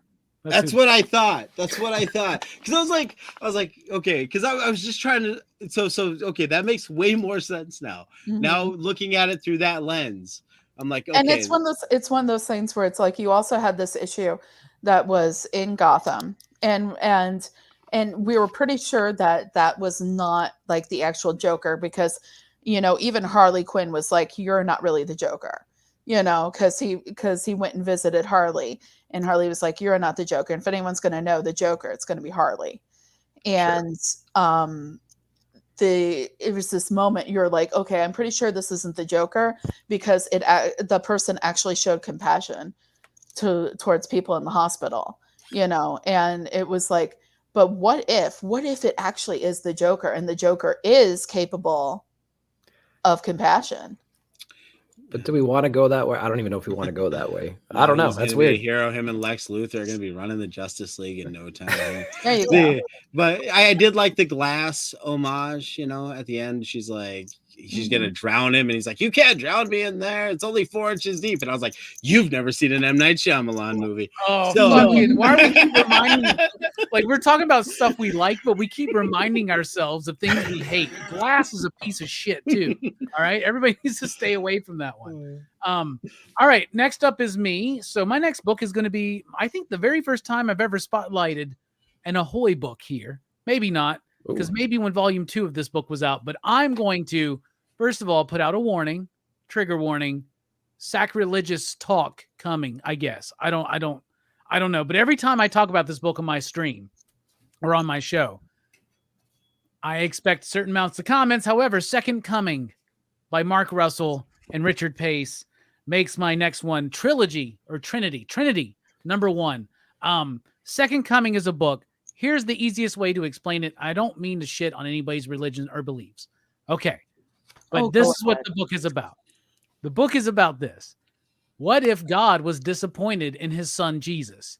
And he said, hey, look, there's this dude named Sun Man on earth. It's Superman, right? And he's like, he's a better messianic figure than you would ever be. That's what I want you to be. Sends Jesus to earth to learn how to be a better sun god, sun figure, sacrificial, messianic. It all ties together. Like, there's a reason why not just Zack Snyder, but Richard Donner did the Christ metaphor with Superman.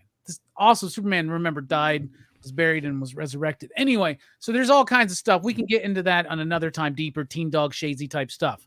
However, I think we actually talked about that at the last Rockin Robbie Live. So this book has gone from what sounds like it's going to be a satire on Christianity. It's not. This book, now I was raised Christian. I was raised and trained to be a preacher in the Christian church. And I am very familiar with the source material that we're talking about here, okay? This book shows the true spirit and essence of the teachings of Christ. And it does it by poking fun at itself. It does it by playing with tropes, with Christian tropes, with superhero tropes, but it is able to provide an incredibly balanced, grounded, and nuanced statement on the human condition. In the first volume, there's this bit where Jesus goes to this like Jesus land. It's like a theme park devoted to him. He goes, wow, everything's different now. People love me. This is great. Until he starts speaking against greed and envy and lust and all these other kind of things. And then he winds up getting thrown in jail for vagrancy. And he goes, you know what? I take it back. Nothing's changed. This book has those poignant moments. And Sunman, who starts off almost near Homelander at the beginning of the series, has now completely changed. The influence of Christ in his life is a big deal. He now has a son. So Jesus is like their live-in nanny, okay? And in this issue, the first issue of Trinity, the Lex Luthor type figure is being put like on trial, right? Is he on death row, Nick? I don't remember if he's on death row or whatever, but he's on trial, right? And there's this history with Sunman and him from high school, and it references the Luthor Clark stuff from Smallville, or the Superboy stuff that they used in Smallville. But the lesson he learns in compassion, even compassion for him, like, I'm sorry, you cannot read and study the teachings of Christ for as long as I did and not read this book and understand the satire and the poking of fun that it's doing, but not get that it's so freaking well-meaning.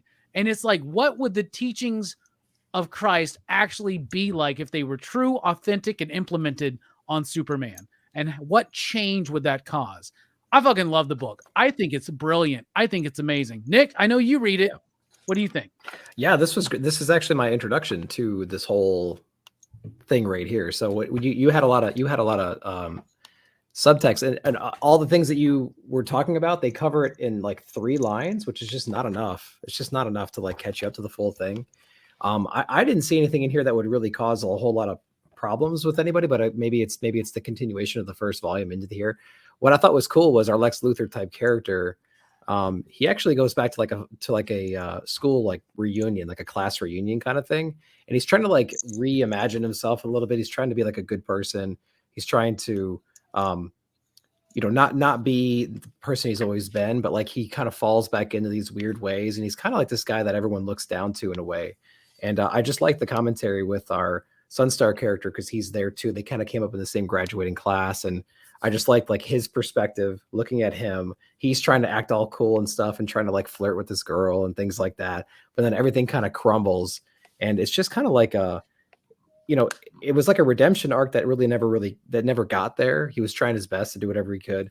I liked all the little satire in here too. It's really wanted to make me read the previous things going into this. And I can't wait to see where it goes. I thought it was really fun.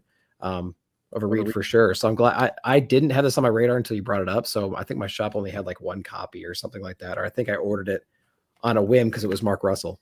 So I was like, oh, we're definitely doing this. Book 1 or 2, right? I think book 2 is called like Second Son, I think. And the first one's just called Second Coming, I think. But dude, I got to get into it. Like the trades are out, worth getting.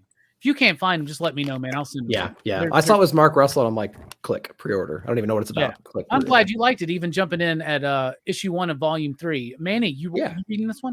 Dude, no, but you know what? I think you can go back 2 years ago when I was on your show and you're like, you should read Second Coming.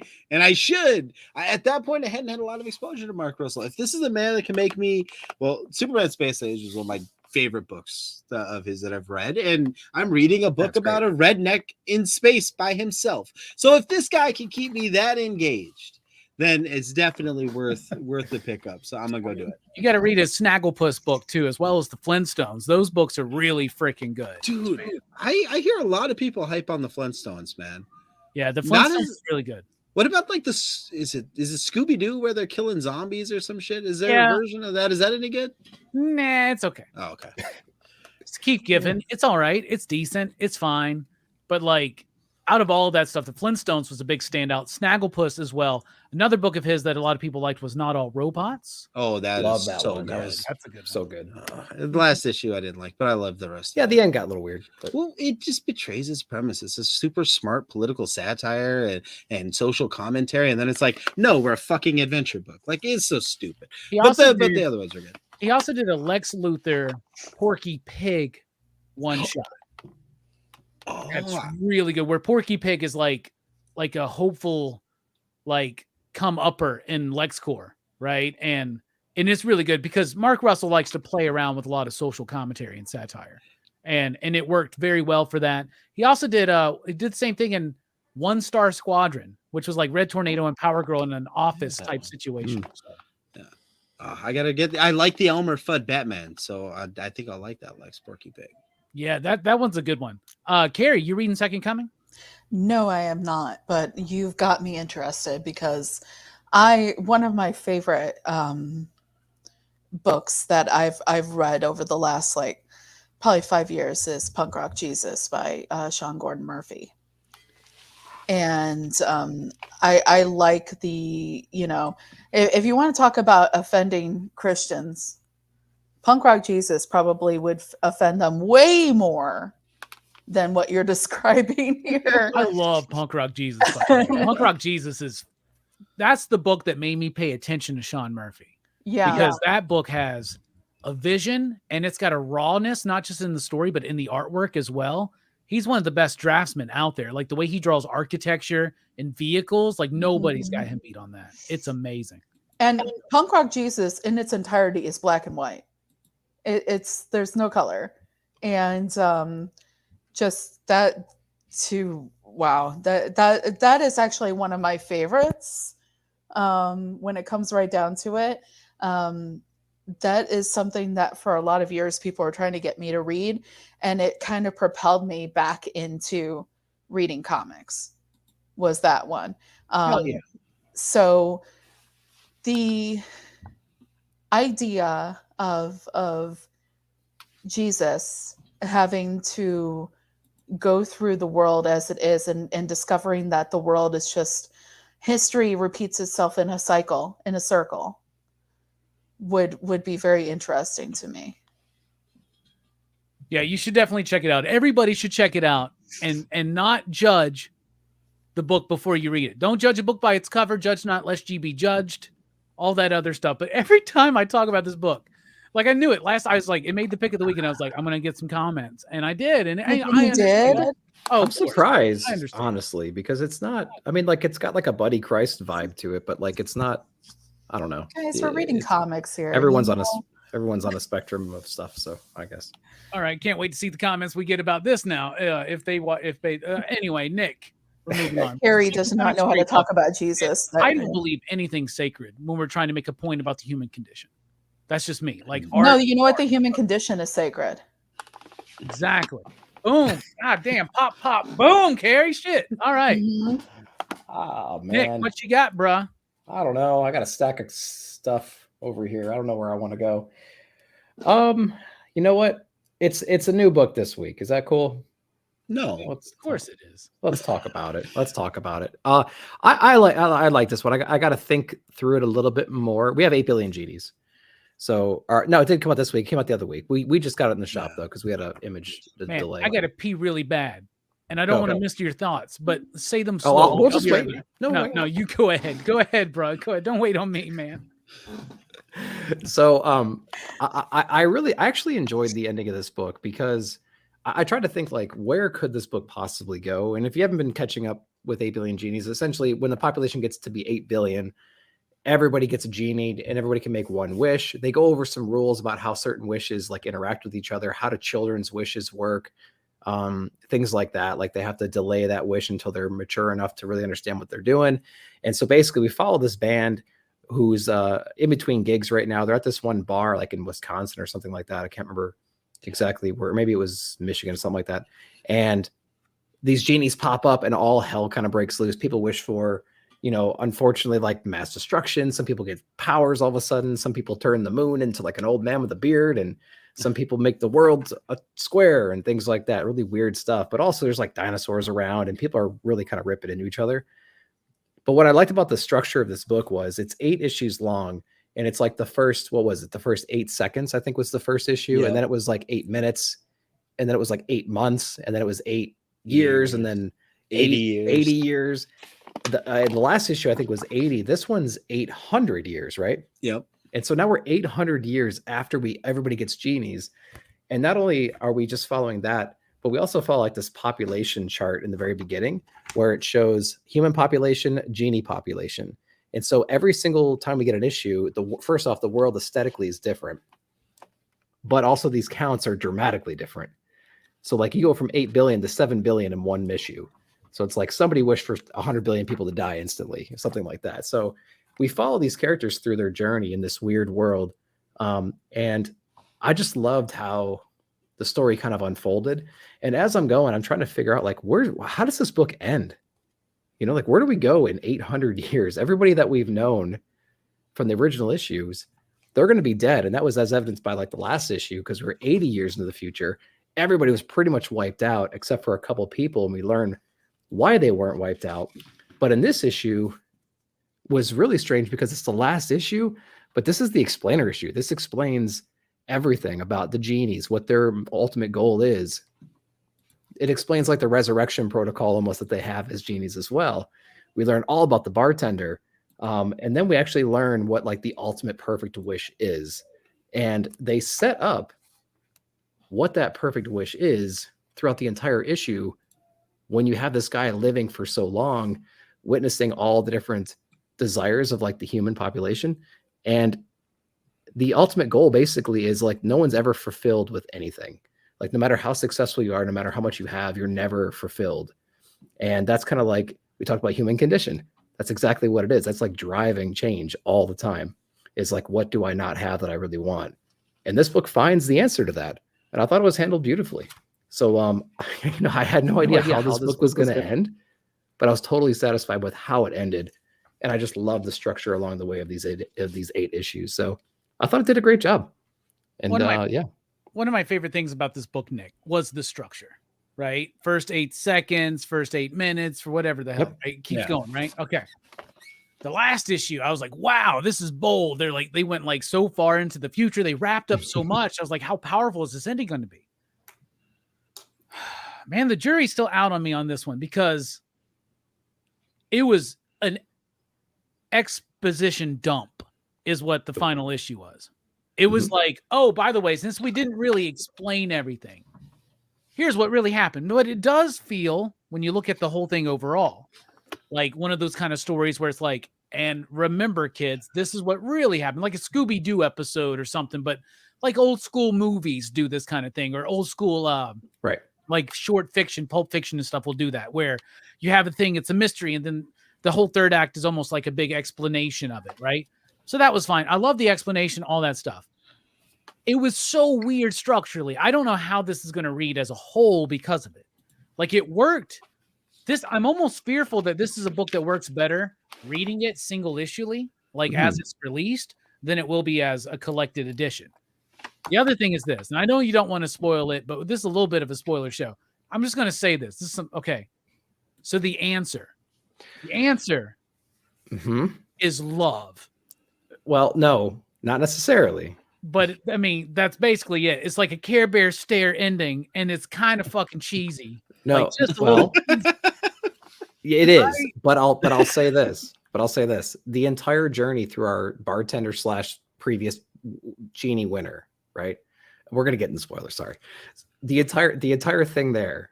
He was experiencing life over the thousands of years, right? And he was witnessing the same flaw. And they were talking in the beginning about what's the perfect wish, what's going to end the cycle of this 8 billion. Everyone gets a genie, everything gets reset, get back up to 8 billion.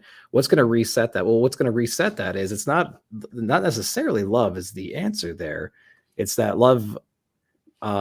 Everyone will love the way they want to be loved, meaning there's no more desire, right? There's no more need for like war. There's no more need for conflict. There's no more need for anything because everyone's going to be fulfilled in a way that they've never been fulfilled ever before. So it's going to break that cycle. Right. So I thought that was literally all you need is love. Like the Beatles did it in 2.5 minutes. They didn't even need 8. They didn't need 8 billion years. Yeah. Yeah. But I thought it was interesting because I was like, how are you going to end this? And that's how you break the cycle. You give people what they want in a way that they didn't know they wanted it. Right. What do you think about that structure though? Where it just info dump, bruh. Here you go. I think every issue has been so crazy visually, and like you learn so much about this world. In every single issue, I felt like yes, it was more than average, more of an info dump than average. You probably could have slimmed back some of the other issues a little bit and pulled this out a little bit further. But I like the fact that you have one issue that explains like everything you need to know to understand the last 7 issues. I would have liked it if each issue started with a section of issue 8. Yes. Right? You know what I'm saying? Like if it just like, or at least had a framing sequence or something where like first 2 or 3 pages were that, and you slowly got this information. Sure. More, or like, I don't know. It was so fucking jarring to me. A book that I loved its structure so much, and its final issue just to be like, here's what the book's about. It felt like The Wake. That's a Sean Gordon Murphy book with Scott Snyder. Scott Snyder does this sometimes where it's great setup. You're interested. What's going on? The last issue is just explaining what the fuck it is. Yeah. I don't know. I'm sure the last issue of Department of Truth is going to be a big explaining issue, but every issue has been that way, and I'm used to it. It's going to be a fucking notebook again. We're going to be reading a notebook again. We're trying to read it anyway. That was the one time I really had some negative things to say about Aditya Bidikar, and I felt really bad about it. I was very conflicted, but I hated those fucking issues. Man. Oh yeah, Manny, did you read? Yes, and like Nick. Like 8 Billion Genies. Like Nick, I walked into 8 Billion Genies thinking, how are they going to wrap this up? How are they going to wrap? It was such a cool story. You had like everyone getting the wishes, and then the immediate reaction in the selfish age that we live in was wish for a bunch of random shit. You know what I mean? That just destroys the world. It's so selfish. And then you have this opposite version of selfishness in the next 2-issue arc, 3-issue arc, whatever it is, where everyone's like bogarting their wishes and they're isolationists. They're not sharing their wishes. They're not trying to fix the world. They're just sticking to their own little areas.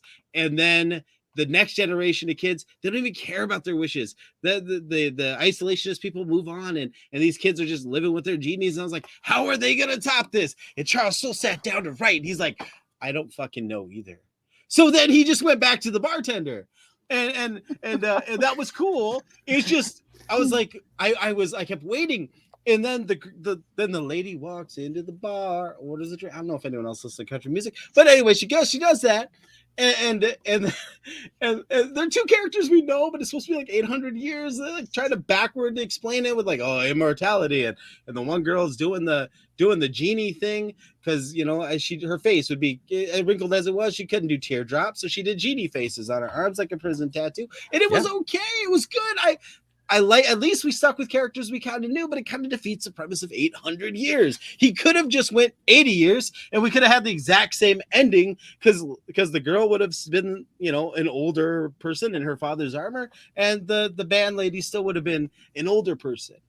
That being said, it is saccharine and it is good, and I loved it. I absolutely love this book. It was so cool to see how the world works. It was interesting. Like Robbie said, it would have been cool to get that little bit in there, but there was something rewarding about getting to the Emerald City and finally having the curtain pulled and figuring out who the fucking wizard really is. And there's something cool about that. And I like the artwork. It's not cynical, and maybe part of me really wanted it to be, but the fact that it wasn't, it was a cool read. I can't wait to read it with Kyrie someday when I know she can sit through 20 pages of constant fucking talking. But after that, I can't wait to share it out. You know, it reminded me of did you guys watch Sandman? Did you guys watch the Sandman? It was on Netflix. Yeah. Yep. There was an episode where like he's telling like, okay, in 100 years, we're going to meet back here. You think immortality is so cool? Okay, we'll see you in 100 years in this bar. 100 years goes by. We'll see you in another 100 years in this bar. And every time you saw him, it was something different.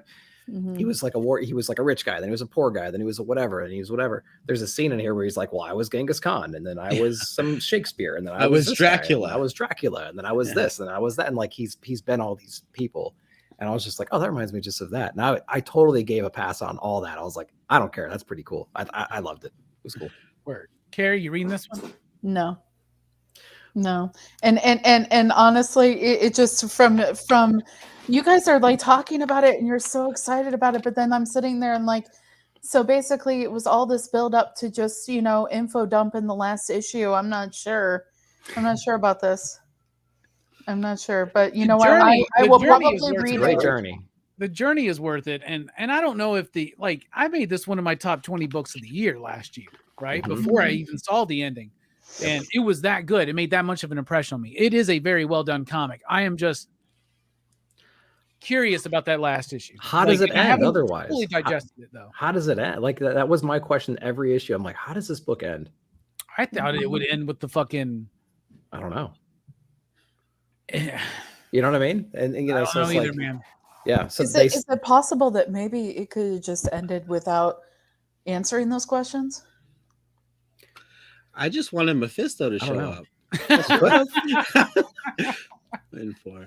Yeah. Because it's one of those things where it's like, you know, you could be in Bill and Ted's Bogus Journey and be in front of God and been asked, you know, what's the meaning of life, and start reciting Every Rose Has Its Thorn by Poison, or you could just not know what the meaning of life is. No, but that is the meaning of life. Are the lyrics to Every Rose Has Its Thorn. One can hope, Robbie. One can hope. God gave rock and roll to us, okay? Yes, he did. Yeah. That's right. All right. That was Mayonnaise turn. Nick's pick. So yes, it's Manny's turn. What's up, Shit! man? Yeah, dude, let's do this. I got my Marvel's my next up. So Punisher issue 11, because it was better than Daredevil issue 10, even though they're two sides of the same coin.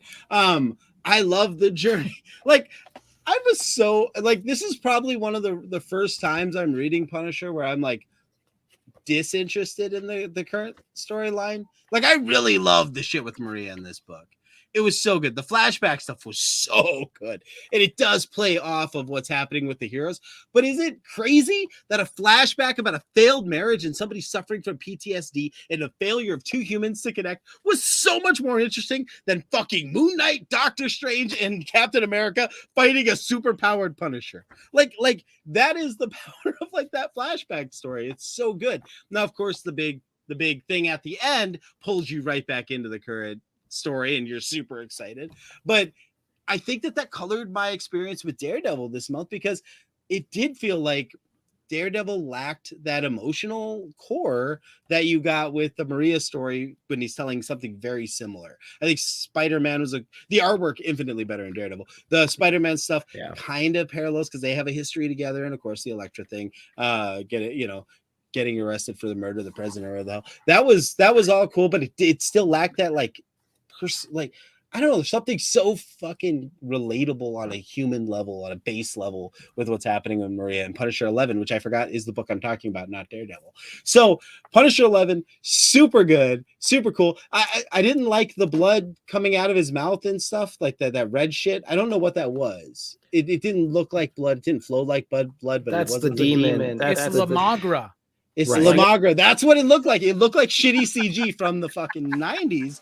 That's what it looked like coming out of his mouth. Like, are they exorcising the beast from? I mean, that's what they're trying to do. Yeah. It's like, but why does it come out? Because it didn't leave him. Like, it's just weird that he's just like bits and pieces of the beast. Like, it's like the ether weak? From slightly weakened. Right. But Doctor Strange was badass. I like that. And of course, this was just a fucking phenomenal flashback portions with Maria. Make this my Marvel pick of the month. It's my Marvel pick of the month as well. It's my favorite Marvel book right now. There's one issue left. Only one issue left. I am sad to see this leave. Now, up until this point, I will say that my favorite Punisher book of all time is Punisher Born by Garth Ennis and Derek Robertson. I love the Punisher. I love Punisher books. But let's be honest. They're not highfalutin books, you know what I'm saying? They're like, usually is like, I think most people read a Punisher book and it seems like what they want is just Punisher gunning down people. And I get it. If I want to read a book of the dude just gunning down people, I want some gnarly, gritty, textured artwork to go with it, right? This book gives us a very clean style with Jesus Saez, right? And then a very haphazard feeling, frantic feeling almost, grittier, rougher style with the paw as a Keta or as a Sita stuff, right? Yeah. They still work. It's like in Strange Adventures where you had Doc Shaner and you had Mitch Gerrard's, two completely different styles, but it worked because the story was telling two different tones that blend together. And the background stuff, like the framing sequence, the past stuff, recontextualizes the stuff that you're seeing in the future or in the present day and vice versa, right? Mm-hmm. And the art helps really kind of bring that. I don't know. There's something about this book that I think is phenomenal. And if they really nail this ending, it's going to be my favorite Punisher book because it elaborates on who Frank was before through the eyes of Maria. And I've never seen a book give her as much characterization as this one. Mm-hmm. And I am all here for it. Punisher is badass. I'm going to be sad to see it go. Carrie, you reading Punisher? You're on mute, Carrie.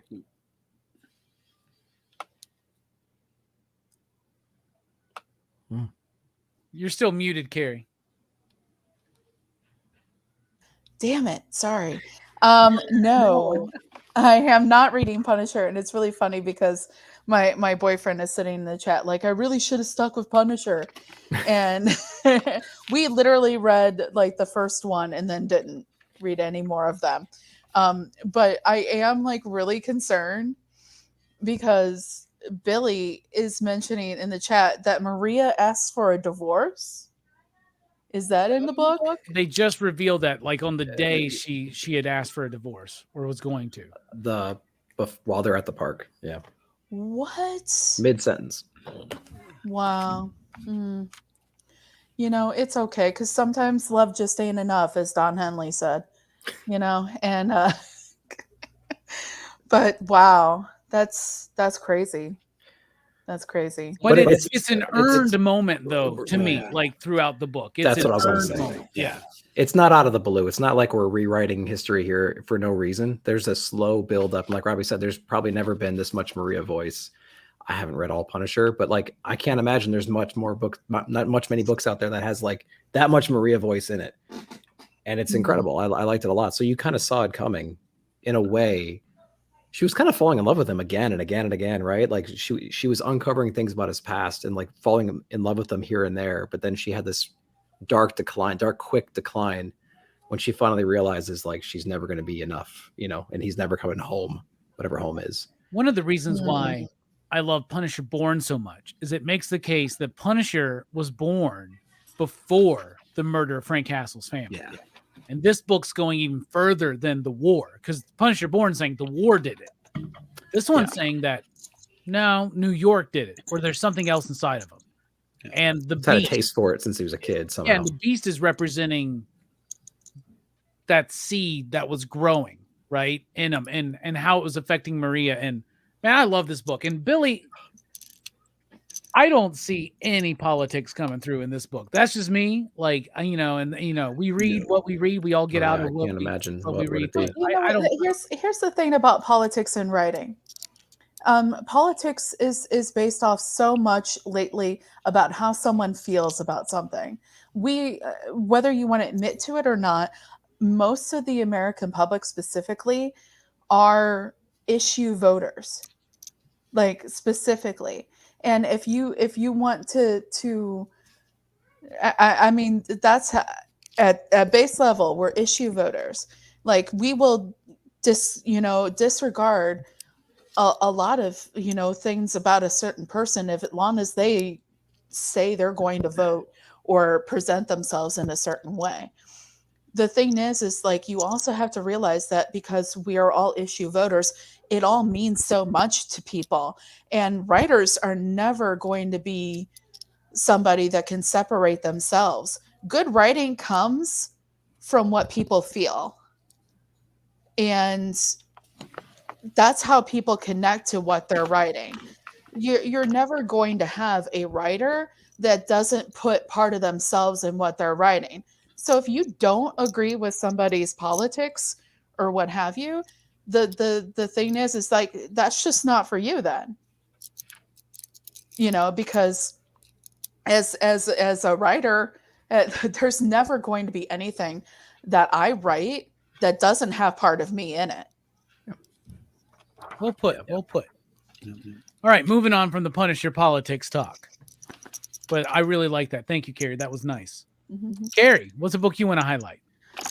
Oh, let's go for it. You want to talk about Mouse? Do I want to? Would you like to? Some other time. I love Mouse. Mouse is amazing. So. Let's go for it here. Let's see here. Let's talk about it's a Wait a second. I'm sorry. Wait a second. Turning his wife against him is the political bit. Like, I don't. Okay, Billy, you need to go do some deadlifts, bro. Okay, I'm just gonna say, you crazy. Turning his wife against him. After what she learned and saw, it made perfect sense. Let's after all the Maria, after everything, for all these years of comics that Maria and Frank have been through, all right, she has stood by his side through everything, thick and thin, and then these damn woke people come in and make her angry on it. Her husband is literally possessed by a demonic force that's like causing him to float, levitate, and try to kill Avengers. Yeah. It has killed thousands of people in their names, and she's like, I can't stand by that.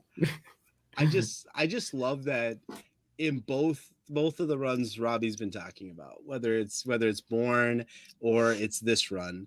It's crazy that the things that Frank feels like define him and the things that people think are heroic about him are just an outlet for him to express the most evil base shit about himself, right? Like, he's on this mission to avenge his family, who he knew he was losing. They gave him an excuse to get back into the battle. Like in Born, he's a soldier. All these things that like people aspire to. Even to this, they talk about, oh, everyone always wants to buy Frank a drink, and this. It's like he's got these aspirational things, but it's really just an excuse to engage in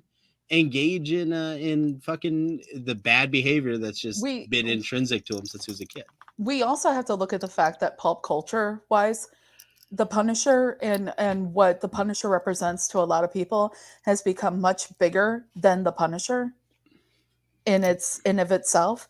You know, I am probably, if you follow me on social media, if you watch my channel, anything like that, I'm definitely, I wear the woke badge proudly, you know, and we don't really have to get into that, except for the fact of the matter is that I had to stop wearing Punisher gear because we'd go out in public and people be like, oh my God, I love that hat. You know, where can I get one? Oh, I need to get one like that. And I'd be all excited, like maybe I'm going to connect with someone about comics. And they'd be like, I don't know who the Punisher is. I don't read comics. Well, then why would you want this? Oh, you want it because of what it's become. Or because it just looks badass. You know, it does look badass. It's just one of those images that looks badass. Like, and there's this, you know, different people adopt symbols for different reasons and all kinds of stuff. And that's a conversation, right? But like, it also just looks badass, right? And like, there is a connotation to it. And I don't know if, I'm sure that some people at Marvel are thinking about that or whatnot, but all I care about is a good story. And Punisher's giving me a good ass story. Hey, look, it's Greg. Greg, I wish you were here to talk about the political nuances of the recent Punisher book with us. But we're about to move on. So, Carrie, what's a book you want to highlight? Let's talk about cute, cuddly animals. How about, I am a sucker for cats. Oh. I am a cat owner. Oh. I'm a cat parent. And when I saw the cover for this book, it didn't really matter at all what was in it. It's a new Dark Horse comic. It is called Hairball, #1. And I absolutely love this because that looks like my cat. Mm-hmm. It's really funny because the cat in the inside of the book is a black cat, which I have a black cat. And then this cat here looks like kind of grayish. And I have a dark gray Russian blue. And I had to get this because at first I got this mostly because it looked like my cat River. So cover by, but then I read it. And I love this book. So basically the premise that you got going on here is you have this little girl that is adopted by a couple, and on the same day she goes to live with them, a cat shows up, and the cat sums up with the cat, and it's not clear from the first issue whether the cat is there to protect her has its own interests as like some like alien being or monster or whatever, or is just there to like, you know, is it there to protect her, or is there another purpose to the cat being there? Because the cat is not like your normal cat.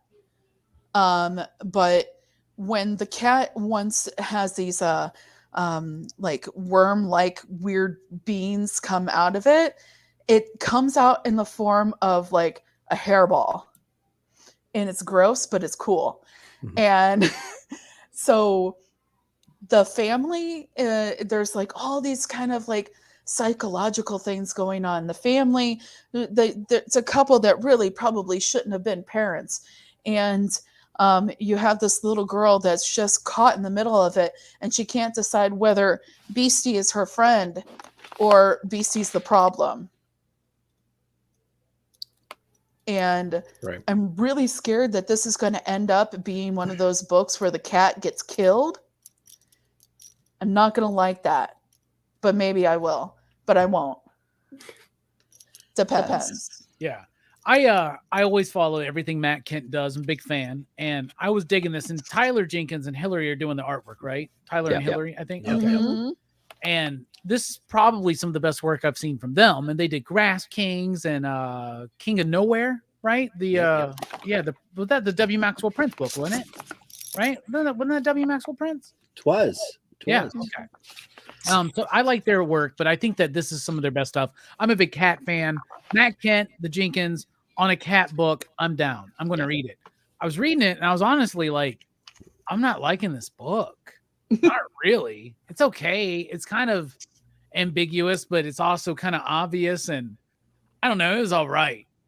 But when I got to the last third of that book, I was like, okay, I'm on board with this book. And I liked it. I'm down for the ride. Matt Kent knows how to use the medium, to use the format. And that's something I really love, his appreciation to the detail, even down to the paper quality, y'all. It's so good. And it's a good smell, man. It's a good smell. It smells better than your cat. I promise you.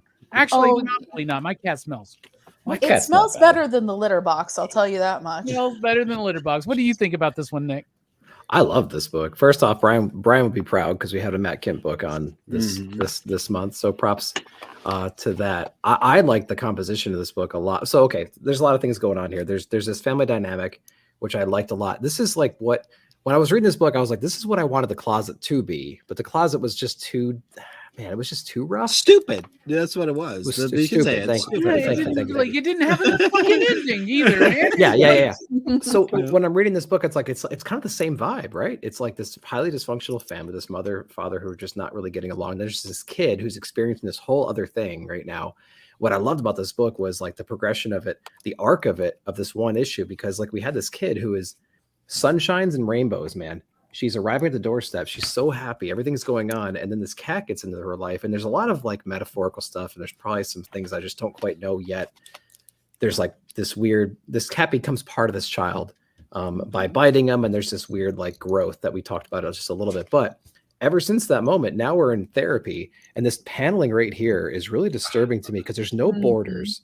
It's floating in space. And we no longer have this happy-go-lucky kid. Right. We have a little bit of color in her pants and things like that, but we're wearing like, white t-shirts and it's like, everything's fine. I don't know what's going on. But then as the book goes on, like arms are crossed now, we get the same thing. And like, it gets darker and darker and darker and darker. And this possession's happening and this family's falling apart. It's like her possession rate goes up and this family dynamic is crashing at the same time.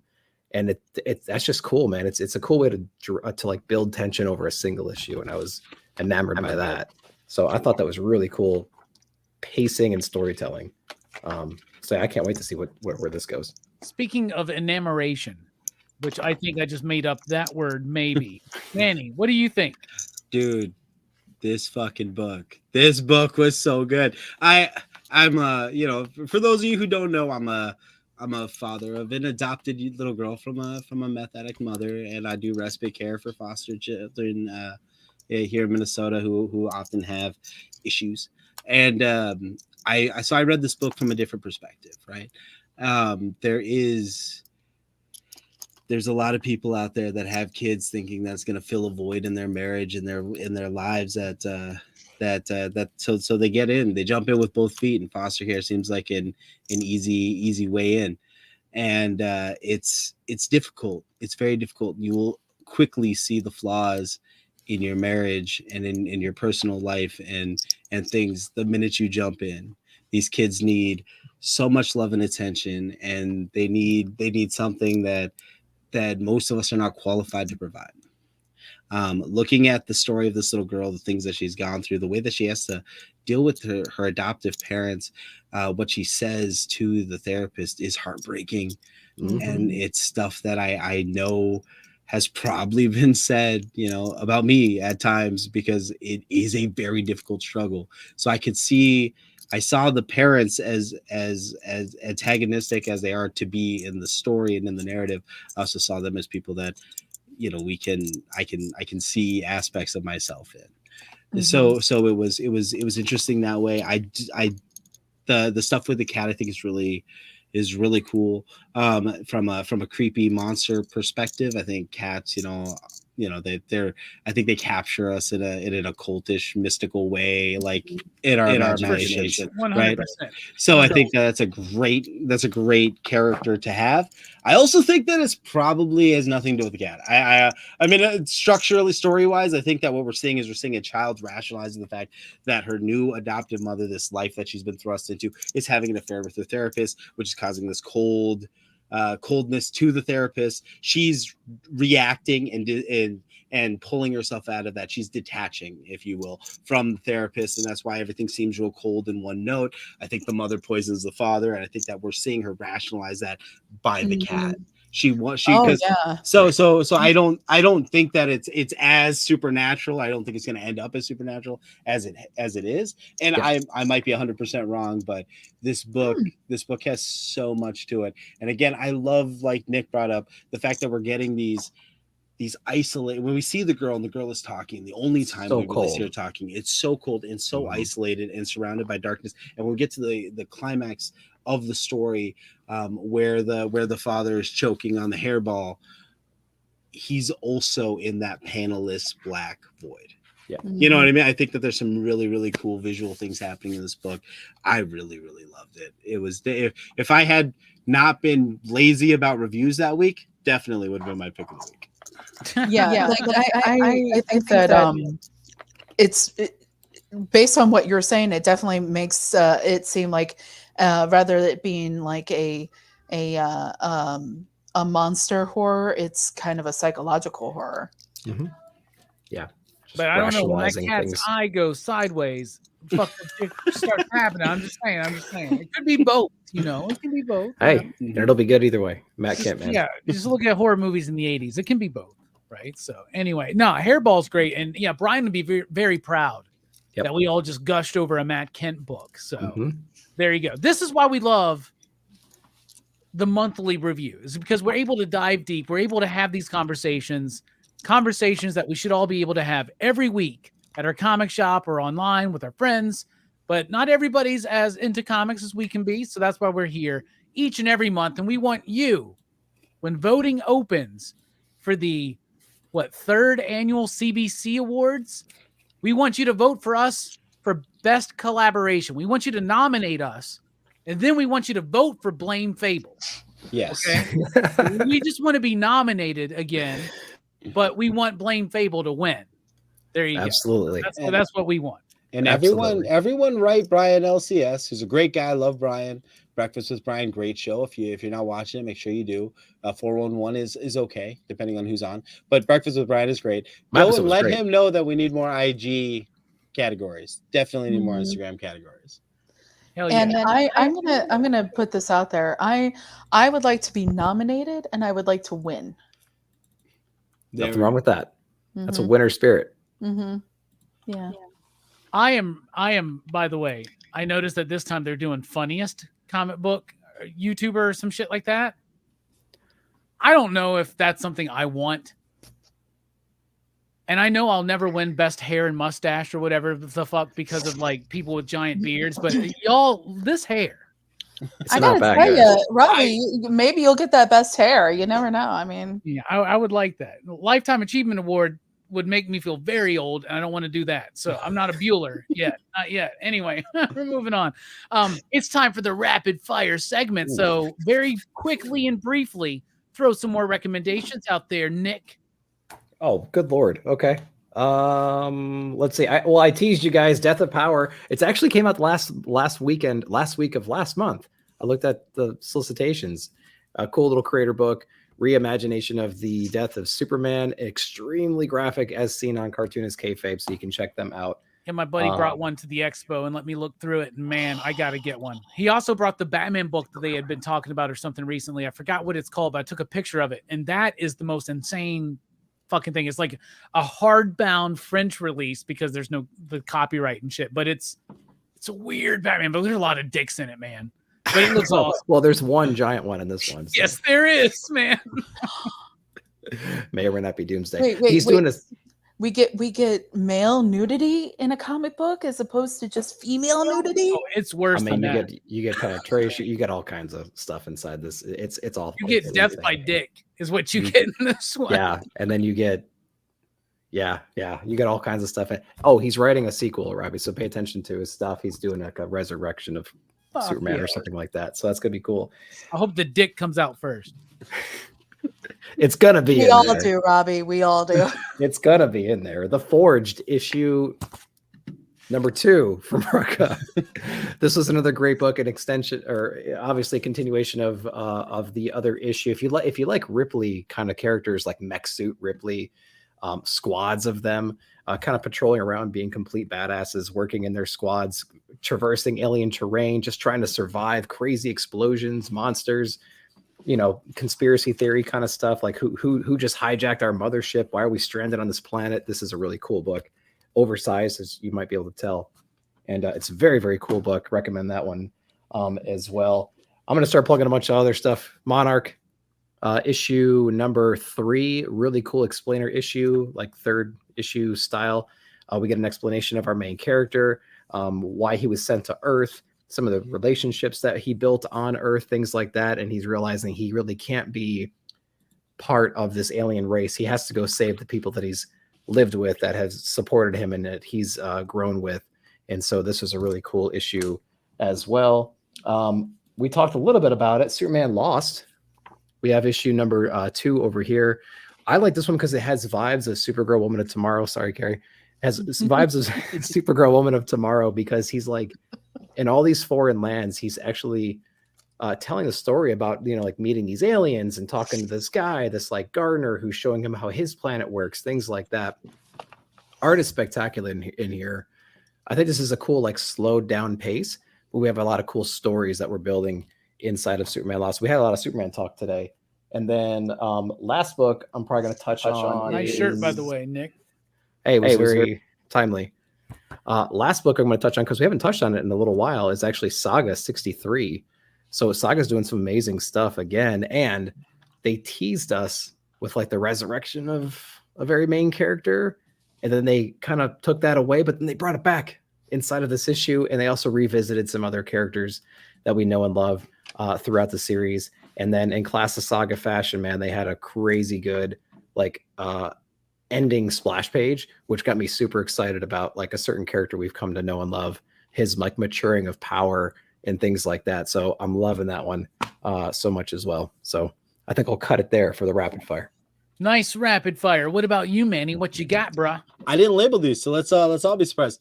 Nightwing was really good. The Neuron stuff was cool. I liked the fact that we're kind of transitioning Nightwing. We're building on the world.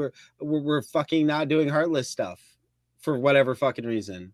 All right. No, that's not a good thing. Don't clap at that. It was the only good thing about that whole. No. We need wrap the Heartless shit. I know. But I do like the Neuron. Do something before we forget about him again. Thank you. They'll bring They're them back. spending too much time right now trying to build Titans to be important. Yeah. And don't forget, out of focus, nowhere, y'all, Nightwing became a $5 book out of fucking nowhere. And nobody likes that backup story, right? I mean, come on. I don't even read it. This isn't the cover I got. The cover I got was that like sexy, like where he's taking his coat off. What? Gosh, dude. Oh man, some of these Thirst Trap Nightwing covers are just, they're gonna be the death of me. All Eight Eyes was fun. Monster goodness. It's goofy. It's ridiculous. Like the premise is fucking ridiculous, but I liked it. I enjoyed it. I had fun with the read. All Against All. Fucking phenomenal. Great book. And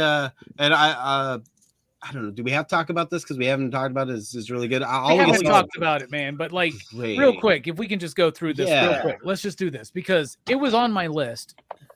And I feel bad because I wanted to spotlight Doom Patrol and I wanted to spotlight Second Coming, but the next one would have been All Against All. I think they nailed that ending, but I need to read it a couple more times because there was a lot going on.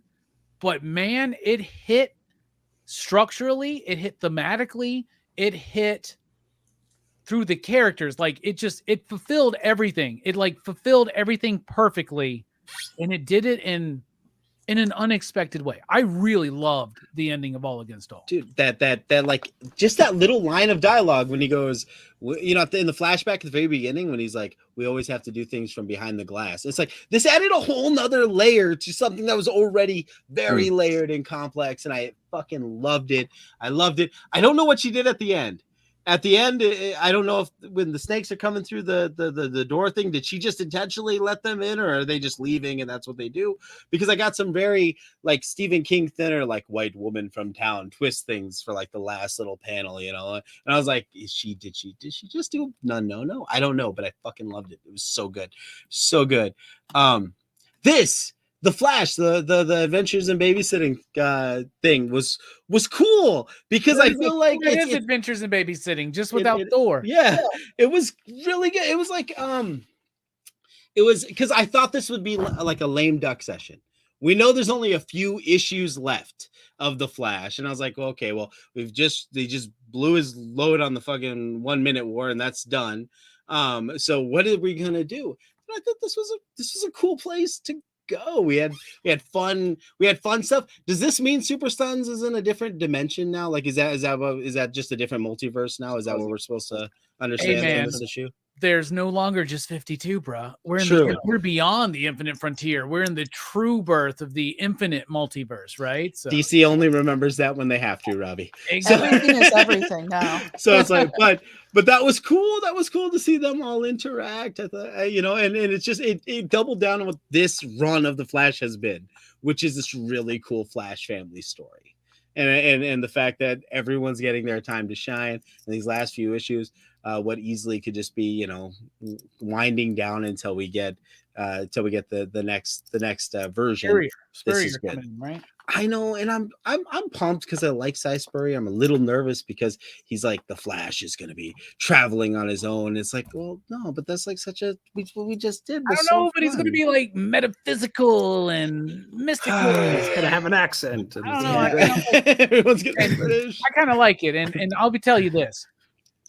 I never know what me and Rex are going to talk about on Fridays until usually like in the morning. But I'm really thinking we're going to be talking about that Flash movie because the reactions off of CinemaCon are pretty fucking fantastic for that movie. And the new trailer is dope as shit, man. Like, I don't know, man. I don't know. I'm having like a moral crisis here because like I want to not watch it and I want to not want to watch it because of Ezra Miller, but like let's be real, I'm gonna watch the shit out of that thing. Like I put up a poll about that. Carrie. Yeah, Ezra's already been paid. You know, and here's the thing: Ezra Miller is trying to get better, and they've been in treatment, and they're trying to you know not be such a shit anymore. So. Well, what's crazy is one time I was like, you know, what really needs to happen is someone from Warner Brothers needs to go to Ezra and be like, you need to shut the fuck up. And apparently that's what happened. Yes, exactly. They were like, they got their mom involved. like that's some real shit. Warner Brothers Discovery called Ezra Miller's mother. Yes. Like, that's some serious shit. See, and it's kind of like one of those things where it's like, hey, you know what, Ezra, we love you as the Flash. We really want to keep this going with you. We're liking what's going on here, but you're acting crazy right now, buddy. And do something about that. But that's not what Jeremy Adams' Flash is about, by the way. No. I wasn't torn at all about the Flash movie until I started seeing the reactions to the Jonathan Majors stuff. Because like Ezra Miller's like legit on camera doing terrible punching shit people in the face, and like he's still getting his movie. Jonathan Majors is like accused of stuff, which if he did it, fuck him. But if he did, you know what I mean? Like he's accused. I watched Ezra and he's Miller. Like, he's canceled already. It's yeah. So now I'm a bit conflicted on the Flash because I'm like, I kind of don't want to. Fuck, we keep going political. I don't want to go political, but I feel bad. I feel it's weird. You know me, Robbie. I'm not usually like this, but as a POC, I'm like, you know what? It's fucked up that the white guy gets his movie and the black guy's just automatically fucking canceled. That rubs me very fucking wrong. What's really strange though about the whole Jonathan Majors thing is that as a woman, you know, when what's really messed up is that his lawyer thinks that those text messages exonerate him. And if you look at what the text messages are actually saying, she's basically saying, it's my fault you hit me because I grabbed your phone. Like, we've all seen What's Love Got to Do with It, right? Mm-hmm. Like, we ain't stupid anymore, you know? And like, I saw that same shit and I was just like, bro. It's there, guys. What's wrong? Read between the lines.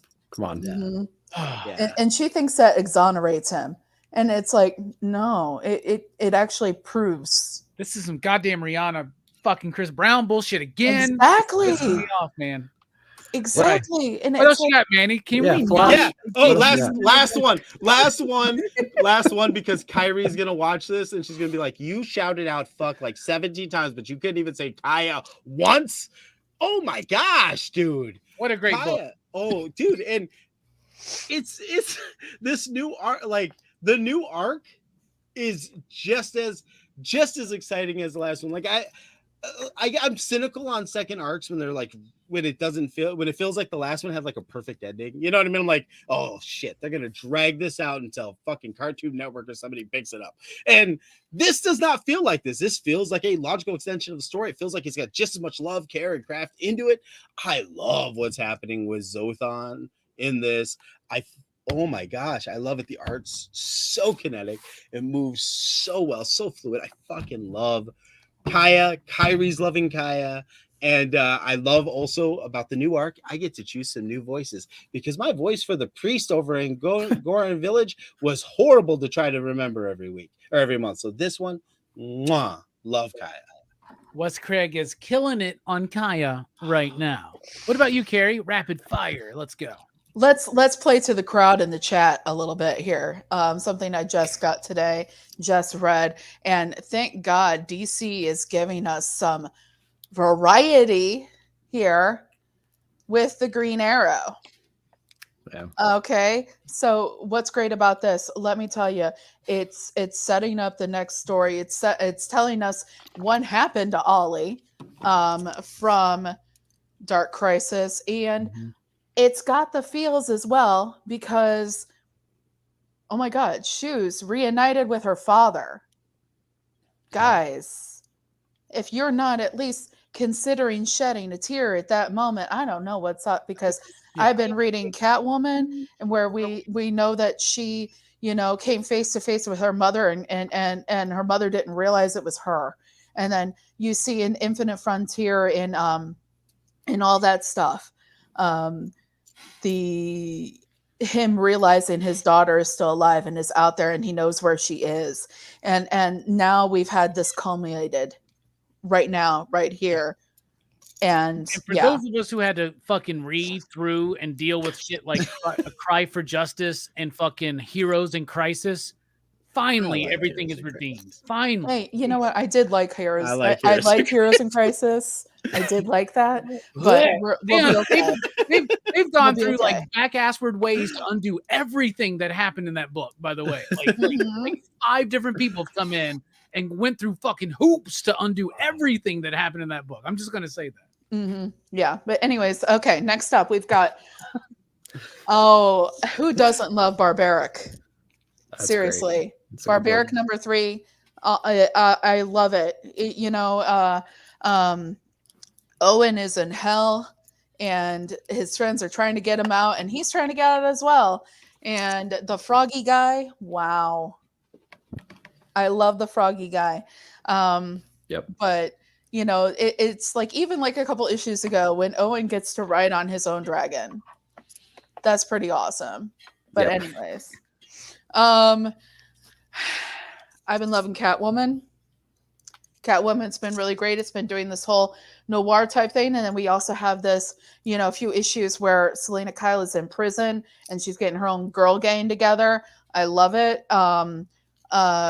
Teenie Howard actually must have known someone that had done some time, because the details with that are really, really cool. Let's take it back to the 80s here with Dungeons and Dragons. I played Dungeons and Dragons. I played D&D. And I absolutely love this. This is so cute. It's a continuation of the cartoon from the 80s. It's awesome. You know what? I read it and I wanted it to go on longer. So, D&D. Scarlet Witch. I love this storyline. The Door of Last Resort. It's really awesome. If you're not reading that, I recommend it. Who doesn't love Poison Ivy? That's a good one. This is a great storyline. I just entered into Poison Ivy because that first arc, I wasn't too keen on it. But then I heard that everything is kind of calming down from that, and I jump in and I'm liking it, and I was able to jump in and understand what was going on. Terror War was a lot of fun. A lot of fun with this one. That was a good one. And David Costa's artwork with the inker. I don't remember the name of the inker, but I remember going on a big tirade on my weekly review. Yes, you did. About the importance of inking. And that book is proof of it. Yes. And it's really great. And it made me think of Ghostbusters. Oh, for sure. Yeah. Jeff Lemire, Phantom Road, number 2. Pretty awesome. What is reality? What is not? And why are they not in reality? What's going on there? What's in the back of their truck? Yes. What's in the back of the truck? It is a little like, I was reading, I love Phantom Road. It was on my rapid fire as well. But there was a moment where I'm like, so they're in the upside down? Yeah. Kind of it's just like, is it Stranger Things or some shit? Like, I don't know. I know it's not. It's Jeff Lemire. So. Right. And everybody needs to check out our buddy Chris at Lost in Comics. Had Jeff Lemire on the channel last week. Killer interview. Ooh. Kurt Pyers actually right now, I think. So check that out too. Adventures in Superman John Kent, that moment on the last couple pages, where if you read any of the Injustice run, or if you read or you watched the really horrible cartoon Injustice movie, either way, you get into this and you have that last moment where that Superman is like, you have your mother's eyes. Like, oh, right. Fuck. Yeah. Tom Taylor's like playing this up almost like a prequel to Injustice, right? It's kind of what's going on. It's because he's calling it The Road to Injustice, right? Isn't that what it says on the cover? And here on this cover, it's saying, I think it's a road for the first issue for John Kent said Road to Injustice, but I think it's a road to John Kent getting into that storyline. You definitely have, a moment where in this, I read it as then when they opened the Phantom Zone, that Superman came through. Yeah. And got to meet John, and he, obviously he knows what's up, that is Lois Lane and his child from another dimension or universe or what have you. And knowing what he went through to get to that point and see, he knows it's not his child, but it's I loved in issue number 2 where they build up all this shit about Ultraman, and then they just completely like. See, and I was almost mad wanted about the that Ultraman stuff to last longer. I was almost mad about that until that moment where, you know, it's just like, oh, wow. I see some talk in the chat about Tom King. Maybe his Marvel stuff is better. It doesn't matter if it's Marvel or DC. Some stuff's better to me. Some stuff's not.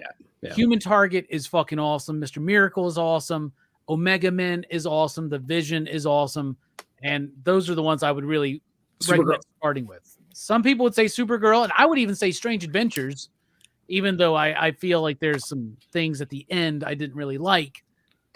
And Rorschach was good until the 3rd act. So Gotham City Year 1. 8 issues of that. With Tom King. Gotham City Year 1, yeah. Yep. With Tom King as being the teensy bit of a romantic that I am, those issues specifically involving the proposal issue, where he harkens it all the way back to Batman #1 in 1940, that I bought that stone and I knew then that we were going to be in this place. Hell, what can you ask for? Like, besides that beautiful moment and making that connection between all the way the fuck back into 1940. Well, the one thing I would have asked for is that on the milestone wedding issue that you're promoting the shit out of, maybe have a wedding. I don't know. But like, oh no, but the thing is what they did was it was heartbreaking, but it was better. And it's not Tom King's fault. It's marketing's fault, right? For like promoting, like, just they'll never actually get married in continuity. If they ever actually get married in continuity, I would be surprised as fuck. Well, don't forget, like, at the same time, the X-Men did the same bullshit where they were going to get Colossus and Kitty Pryde married, and then they didn't. They're like, but we married Rogue and Gambit. We're like, how fucking random is that? Like, not that it's random that they love each other, but now, what the fuck ever? Oh, they're married, now they're happy? What the fuck ever? But they're not happy. They're not complete. It's not. I mean, they're not like horribly unhappy. Nobody mentioned Rogue and Gambit tonight. Okay, so like, we're not even going to get into it. So I'm just kidding. I'm just joking. I'm just saying. I could talk about it. I've been reading it, but from a retailer's point of view, I've been reading it too. It's pretty decent. What I'm saying is, from a retailer's point of view, with the Tom King one, with the way that DC published it, like promoted it, that it was going to happen. A lot of us got stuck with a lot of fucking Batman #50s. That's all I'm going to say. That's all I'm going to say. For the most part, I think Tom King's Batman run's okay. And I'm always really strong. Why we always wind up talking about Tom King on this damn shit. Sorry. I didn't even get to talk about Cullen Bunn once. God damn it. We need to bring Tom King on the show to have a show about Tom King. Just so I can sit here and be like, oh my God, you're so wonderful. I'll start sending them some messages. I'd be like, bro, 60% of your shit's wonderful. 40% of it pisses me off, man. Bring him and Cullen Bunn in, and we'll just the same. Why are you both so frustrating? I'm sorry, Carrie. We're in the middle of your rapid fire. Okay. I got one left, and that's Batman and Joker Deadly Duo. I've been loving this. Wasn't even going to read that one, and I read it, and I loved it. I want to get a black and white version of that, though. I've got is it Sinclair doing the colors? I think. Shit. I think it might be whoever's doing the colors. It's fine, but maybe it's Prianto or something. But it says Prianto on the cover. I think Mark Silvestri's doing the regular pencils. He's doing the pencils and the inks, right? So I think it's so I think it's Arif Prianto. Yeah, no offense, Arif, but I need a black and white version of this in hardcover, like when you see the back matter where it shows you the inked pages. Whoa, holy cow. All right, nice rapid fires from everybody. I got a few here. Lovesick #6 and 7. I think Lovesick ended very unsettling. I loved issue #6, but I also did like issue 7. Was trying to play with the structure. Did it work fully? I'm more sold on its ending than 8 Billion Genies, though I do like both. Wow. But Lovesick, I am so disturbed, and I just want to let everybody know, I don't necessarily think cannibalism is sexy, okay? But this book about cannibalism and the dark web is very sexy. It's and okay, disturbing. Robbie. You're amongst friends. All right. The Nasty, #1 from our friend John Lees and Vault Comics. I really liked it. If you're a fan of the VHS 80s horror era, the video nasties, I think this is going to speak to you. Codename Ric Flair was way more fun than it deserved to be. Okay. Ric Flair meets Confessions of a Dangerous Mind, basically.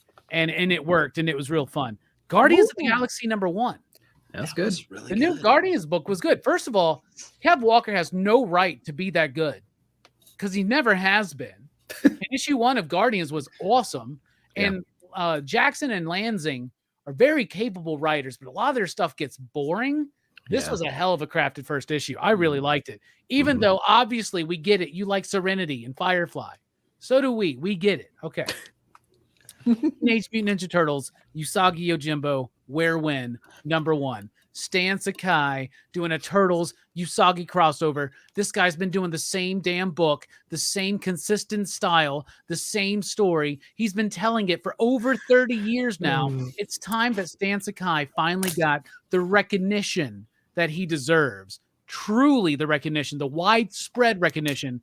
And I love it because I've seen people come into the shop, they look at that book, they pick it up and they go, yo, do you remember that rabbit toy from Ninja Turtles?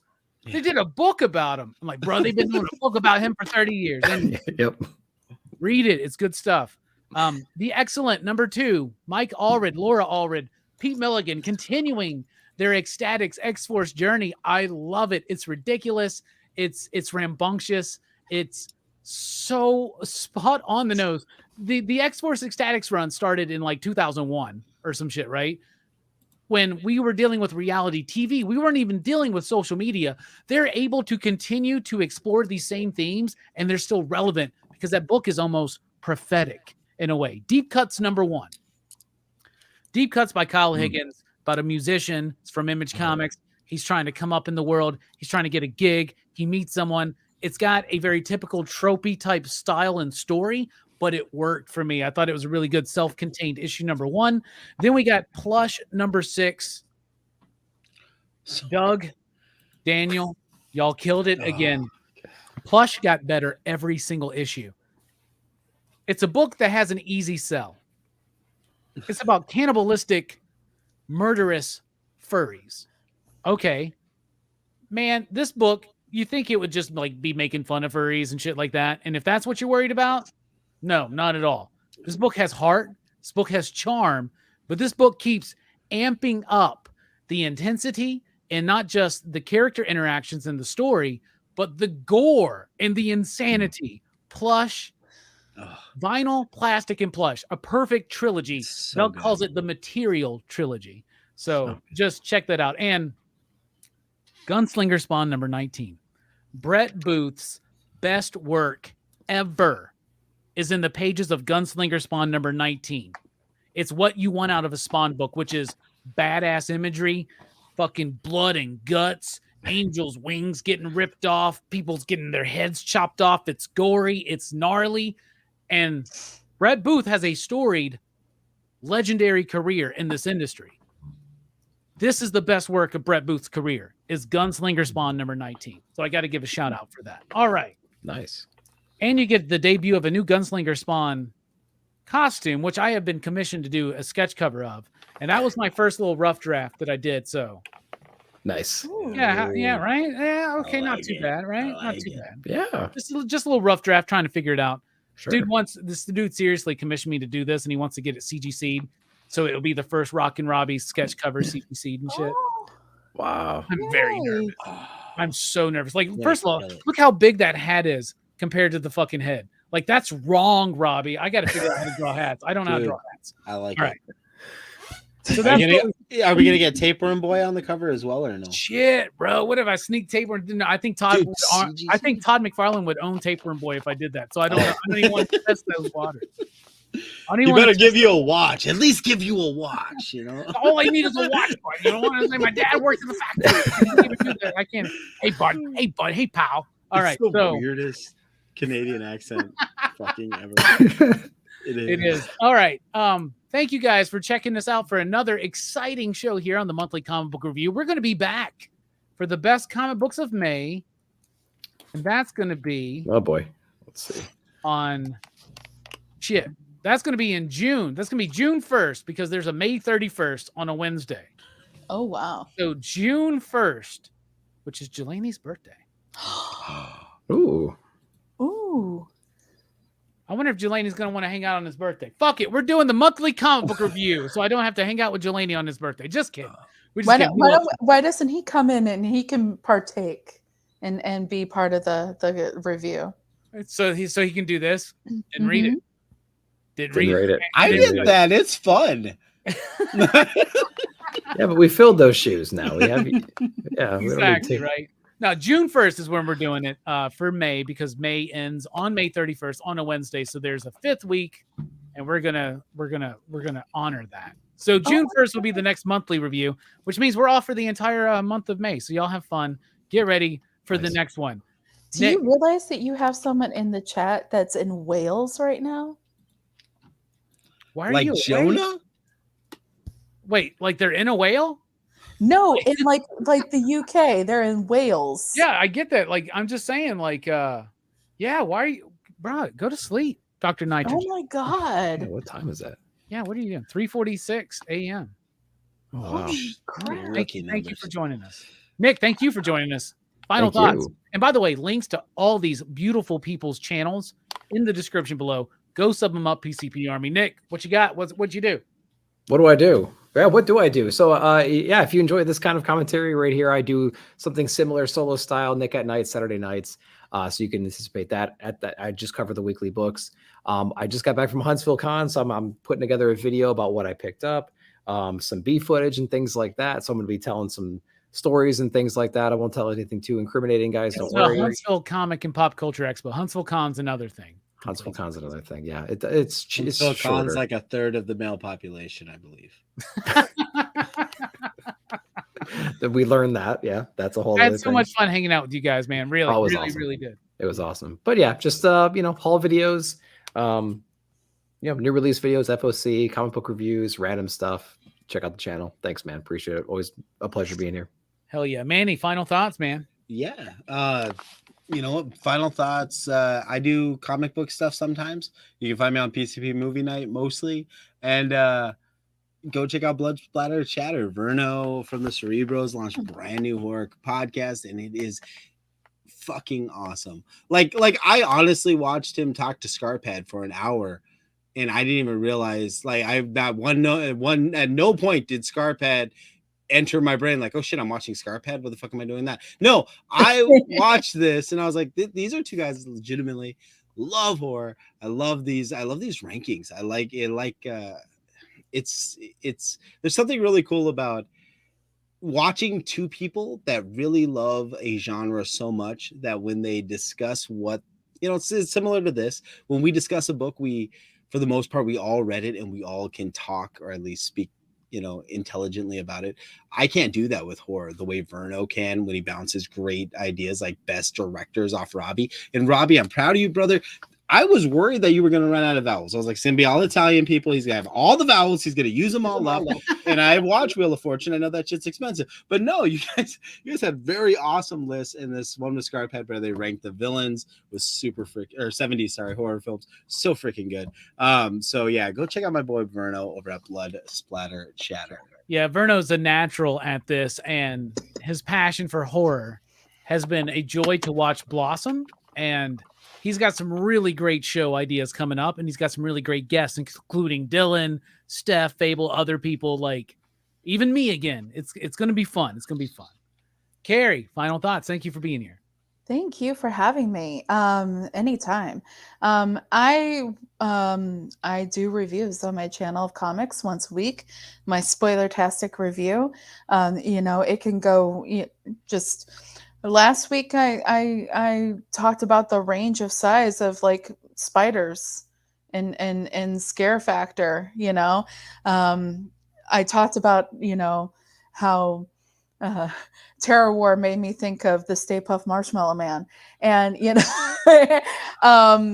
but I actually really do talk about the books, and I do a regular Wednesday just audio show that I put up on the YouTube. That it's me and my boyfriend Joe just talking about random pop culture geeky stuff. He is actually a huge horror fan as well, so he'll have to check out the podcast that Mandy's talking about. Yeah, blood splatter chatter. Yeah, it's so funny because sometimes he'll see, the stuff that Dylan's doing specifically, or like during Horror Fest, and he'll be like, "Oh my God, that movie's so awesome. I've never heard of it." Yeah, like he's constantly looking at oh God, what's Shudder? He's constantly watching Shudder. Yeah. He's like, let's see if Shudder is showing, Stepfather 3 again. And yeah, he's constantly on that stuff. Nice. Yes. That's your dude's a great guy. I'm just gonna say that, okay? Because he likes some good flicks. I'm just gonna say that. All right. So speaking of good flicks, we do movie reviews on this channel and our other channels. So check out Dylan's Horror Show this Saturday night as they unpack The Dentist 1 and 2. Speaking of those movies that Carrie's never heard of, that her boyfriend probably adores. They also did Evil Dead Rise tonight. So be sure to check that out on the replay. I haven't watched Evil Dead Rise yet. I plan to do that Friday night or Sunday afternoon. Rockin Robbie Live returns May 7th, just in time for Robbie Week. But I'm going to see if I can sneak in like some kind of random live stream, because I got some stuff to show off from the Huntsville Comic and Pop Culture Expo, including stories about hanging out with my new homie Nathan Zerdy, who did that for me. I love that. Yeah, really cool stuff. So, and my boy Mark Spears, who Nick and Manny got to meet as well this weekend. Which I didn't get an autograph for, even though he was with us. You didn't? No, well, dude. I got like 6 of them, dude. I know. Like where was I? I got some ash cans. I got like trading cards. It's really funny. I got a box of trading cards to open too, man. So that's really cool. Yeah. He was talking to me about that. Why won't you hook your friend up with some shelf space, man? You got that whole store. He just needs a little spot for cards. God damn, dude. Come on, man. I got Mark coming at me about it. Now I got you coming at me. I told him to talk to me. We work it out, okay? I told him. We start the Crew's Choice section of PCP Movie Night this next week. And the first person in the crew to get a pick is, of course, you, the audience pick. And it's Dread. So we'll be talking about Dread on PCP Movie Night, Monday night at 8 p.m. Central Time. Dylan's Horror Show, Saturday, the Dentist 1 and 2 at 6:30 p.m. Central Time. I won't be there for that one, but my return is coming soon. And then we've got Dread on PCP Movie Night. All right, y'all, we're dipping out. There's Nick's daughter. How are you doing? Good to see you. Oh, yeah. She just subscribed. Oh, nice. Nice. To you, right? Finally. Yeah, right. Yeah. You finally proved yourself. Man, it's a tough demographic to bust into, like the 10-year-old. I don't want to do that. Never mind. Hell yeah. All right, we are dipping out. Thank you all for joining us. Nick, Manny, Carrie, thank you. Thank you out there in the PCP Army, in the chat. Join us on the socials.